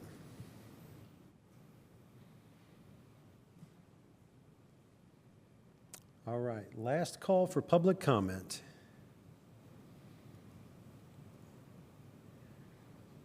All right, we are back to the commission then for any additional discussion or a motion. Commissioner Strasburg, go ahead. I just want to follow up on some of the things the public commenters mentioned. First of all, one of them mentioned how disruptive it would be if it was designated commercial, and R2 is not a commercial designation. So since it seems like there's lots of county folks in the room right now, can you explain what R2 designation actually means for the city? Yep. So R2 is a single-family residential zoning district that does allow for a somewhat limited amount of uses. Most single-family dwelling detached, single-family dwelling attached, duplexes. Those are the main permitted uses, not any commercial uses. There are some conditional uses, but those are not certainly an extenuous list at all. Churches and places of worship, but it's a very low-intensity residential zoning district. Thank you. Can I ask another one? So in terms of what we are actually supposed to do here tonight, does our decision tonight have any effect particularly on whether the council actually approves the annexation of this property into the city? No, so that is a completely separate discussion. So the council will weigh, a wide range of factors. So the Planning Commission's role tonight is simply to make a recommendation of, if they choose to annex it, what the zoning should be for this property. So the Planning Commission is not making a recommendation on whether or not it should be annexed. They're not granting any waivers, not approving a development plan or a building plan. Simply, like I said, a mathematical equation of what should this be zoned if the council chooses to annex it. Thank you. I have one more. I think. So there were several commenters that talked about the flooding and the karst features and those kinds of conditions. So in terms of the process, let's do a lot of like what ifs here, right? So what if we designate it R2? What if the Common Council approves it for annexation? What if somebody comes to the planning department with building plans and says, I want to put this thing here? What is your process to ensure that the property across the street doesn't have additional flooding, that there's, accommodation on the property itself for environmental considerations related to that? Can you talk about that kind of stuff for a minute? Yeah, absolutely. Development of a single-family lot, whether is for a single-family house or any of the other permitted uses, would just be a building permit. So the petitioner in this case has expressed an interest in developing this with a duplex. Duplexes are a conditional use in the R2 district, so it would have to go to the Board of Zoning Appeals for a conditional use for a duplex. We do have setback requirements. There are tree preservation requirements as well that I've outlined to the petitioner, as well as we've brought up the issue of whether or not there is a karst feature on the property as well that will have to be evaluated. So there are several things on this property that are coming into play that would restrict the overall development, as well as CBU could look at any drainage plans for this to make sure that nothing is being negatively impacted downstream or adjacent-wise. So there are several things that are still going to be reviewed should somebody come forward, or if they come forward with a plan for development on the property. So is there a potential world in which, once again, the what ifs, we say that it's R2, what if Common Council approves the annexation? What if somebody comes to you and wants to build something and basically it just can't actually be built on because the environmental pieces are like that you can't build anything on there safely between karst stuff and drainage stuff and all of that stuff, then what happens to it? So I don't know that it is completely unbuildable. I don't know that that is necessarily a factor, but that is what the variance process is for. If any of the requirements of the UDO present a practical difficulty or a hardship in the development of a lot, then somebody always has the right to seek relief from that to the Board of Zoning Appeals. When this was platted, like I said, it was in the city, and this was a lot that was permitted as a lot of record with the subdivision. There were other karst features that were set aside on this subdivision, placed in easements. This had a drainage easement that was placed on it. So it was created as a lot of record. With that being said, as I mentioned, the board can grant variances from any of the design standards or development standards of the UDO if they create a hardship in the use of the property. But, we obviously look at those very stringently. The hope would be that somebody comes forward with something that meets all of the requirements of the UDO. Okay, thank you. I think that covers the concerns that I heard. Any additional comments or questions? Go ahead. Yeah. So I understand we're not talking about actual annexation. We're just talking about what zoning will we recommend if the council votes to annex it. But the question, so somebody owns the property right now and it's county property. Is their building on it dependent on annexation in any way? Could they build on it right now? Yeah, well, I don't want to speak for the county's regulations and what their standards may or may not allow, but as I mentioned, it is a lot of record. And so in theory, somebody could go to the county and apply for a building permit today and build a house on it, per the county's regulations. And it's a mixed use type of it's zoning? zoned RES, which is a very low density, kind of somewhat large lot size, to be honest. I can pull up the standards here again.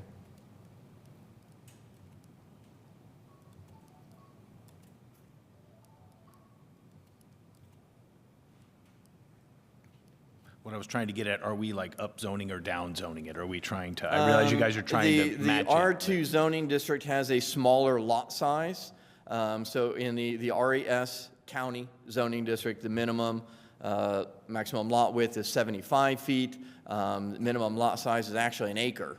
Going to the R2 is a 7,200 square foot lot size. So certainly this is a much more permissive lot size. You know, the only comparable lot size that we have in the city is owned in R1, and that's about a quarter acre. But this would certainly not fit the bill for the properties within the city that are zoned that. So this isn't upzoning in intensity in any way, like you said. Not from even a land duplexes use are conditional perspective. From a use, land use but it's not- perspective, the uses are very comparable. very similar to You know, what the somebody lot could build size. on it right now. Yeah. Okay. Okay. Sorry, just to follow up on that. But this particular lot, or this property in question, is already smaller than that lot size, right? Correct. Right. So Yeah, it doesn't create any way for this to be subdivided, right? Right, yeah, the lot size and the lot, or for the zoning district would not allow for another lot, not as far as I can see, not with the constraints that are on it and the easements. Yeah. Thank you. Sorry, were you done, or do you have more questions? I mean, do we know, I guess, last question, and this is kind of a little bit maybe off topic. Do we know why this person wants to be annexed into the city? Like, what's kind of, why is Well, that happening? as I mentioned, you know, they have expressed a desire to build a duplex. So a duplex is a conditional use within the city if this lot were within the city. But do we know what it would be if he were not to annex? I if it was- did not pursue that conversation with the county of, you know, could he build a duplex in the county? I just didn't get that deep. It wasn't really germane to what I was looking for a recommendation to you guys. Yeah, so I don't know. Okay, thank you. I guess I have two questions. One is just a confirmation about the next step should okay, so I don't want to go into well, I suppose if the council accepts it as a rezoned lot and acts on its allowability for annexation, if the council acts on that and it's positive, then the person who would want to build something would have to come back to the BZA to get a conditional use for whatever you're imagining they want to do. So that would be the site to further discuss what gets built and whether Correct, it's yep. allowable. So they would have to go to the Board of Zoning Appeals for Yeah. conditional use approval for a duplex. For a duplex, if they chose if to it were pursue that. To pursue, right. Okay, so that's one thing. So there is another option for further discussion of what actually gets done there that might be different than what would be allowed now. The other thing I want to just confirm is there, I mean, to me, it's a very unusual thing, and how strange to imagine that we're in this situation. But I wonder, Eric, if there's a table that easily translates the county to the city zoning, if such a thing exists, and if we're going to, I mean, I can't imagine we would see more of this, but I don't know. So interestingly enough, there are some other properties scattered around that have entered some conversations with legal about voluntary annexing. We do not have a table of county zoning versus city zoning and what are comparables. You know, we might be going through some more exercises similar to this over the next year or two. You know, if some of these other properties look to come forward as well. So, you know, it's certainly something we can try to put forward. You know, like I said, in this particular case, it was a pretty easy match of, you know, what should be here based on the size of the lots and what's around here. Certainly it might be a little bit more complex, you know, with different properties. Yeah, I guess I certainly don't want to generate work for anyone, but that might be an interesting exercise, is to create that translatable table between county zoning and city zoning, just to, you know, it might be educational for other people who might be interested in that as well. So, okay, thank you. Thank you. Commissioner Sussburn. How does the lot size of this compare to the general R2 lot sizes? So this lot size, it's about 126 by 100, so it's about 10,000 square feet-ish. And so in the R2, the minimum lot size is 7,200 square feet. So it's pretty close then. But like I said, keep in mind, you know, not good, but, you know, the east 40 feet of this lot is encumbered with a drainage easement, so that's why this lot was bigger than some of the other lots that are in this subdivision. You know, the other ones that are in here are about 70 by 100, so they're about 8,000 square foot range. So this lot was bigger. They made it bigger to accommodate this drainage easement that was being platted on the east side and still allowing for buildable area. So like I said, it was platted with the intention that it would be buildable, but it has not been. But in terms of the lot size, it blends in pretty well with the R2. Yes, yeah. Certainly not, the quarter acre that was, would be found in the R1 district. I'm sorry, Eric, in the packet, it says this is 128 feet by 47 feet. Is that correct? It's a little bit misshaped. So the east is about 46 feet long. The west is about 90-ish feet. So it's an odd, I'm sorry, I didn't realize that the screen is getting cut off here.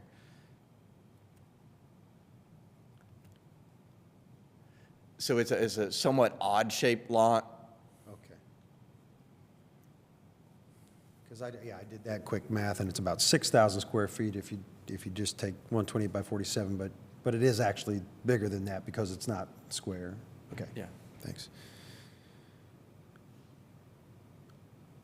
But it's still less than twice the minimum lot size, so it still would not be able to be subdivided. Got it. All right, any other additional questions or comments or a motion? Oh. I have a comment if we're down to comments, but. Oh, hold on, just let me go to Commissioner Bishop first. So it feels a bit chicken or egg argument as to determining the zoning for a property that may or may not be annexed at a future point in time. Is there a reason that we're trying to determine this prior to the determination of whether or not it's going to be annexed? Because the council would hear both ordinances at the same time, and so there would have to be an effective date for when this gets annexed, and then the zoning that would apply to it. So certainly it could happen afterwards, but going forward at the same time allows for both things to be heard and approved at the same time and be synchronized. Given the vociferous outpouring of people on annexation, is it worth doing this exercise prior to the annexation discussion itself? Well, so like I said, this particular exercise seemed pretty straightforward. Whether or not it should be annexed is a completely different question for the Common Council to decide. The zoning for it in this particular case was pretty straightforward. So, it didn't really necessarily matter if it came forward after it or before, but, it needed to have this particular element.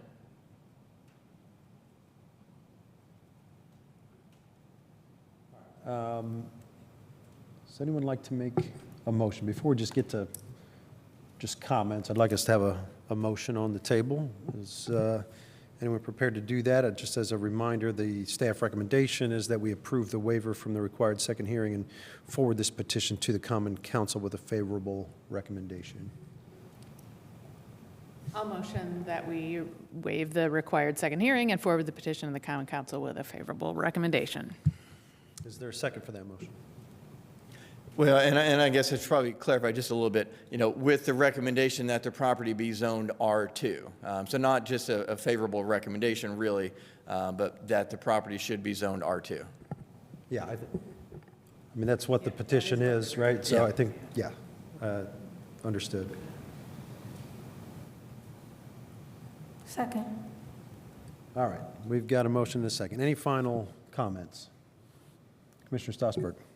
Yeah, I'll just say that I appreciate that folks came out and were interested in this, and in some ways, this is sort of like administrative burden of the Planning Commission right now to make this recommendation to the Common Council, because it's the whole voluntary annexation thing is kind of supposed to come to us in a package that then we're supposed to be able to use the recommendations to make that declaration. And in terms of that area, I just find it really interesting. That area is actually one of the spaces that the county downzoned earlier this year. And so the current owner of that property actually bought it in 2024, which you can find out through public record. And at that time, it was zoned HD. in the county, which allowed for multifamily apartments and other uses, and it got downzoned this year to the RES zone, making it much more limited. So there's, somebody was asking earlier about motivation of the current owner, and it could be that when they bought it, it was zoned for one thing, and now it is zoned for something different. That change was very recently made by the county at the county level. So I just found that interesting. Thank you. Thank you. Any other comments? Yeah, I'll just say thank you to everyone who came out, and just encourage you to follow this, because when it gets to Common Council, that's when the real decision is going to be made, and I'm sure they would welcome your input there as well. I think we're ready to call the roll. Bishop, Yes. Burrell, Yes. Seaboard, Yes. Holmes, Yes. Kinsey, Yes. Strasburg, Yes. Whistler. Yes. All right, motion carries, and that is our final petition for the evening. Any announcements before we adjourn? Thank you all for your patience tonight and your participation. We are adjourned.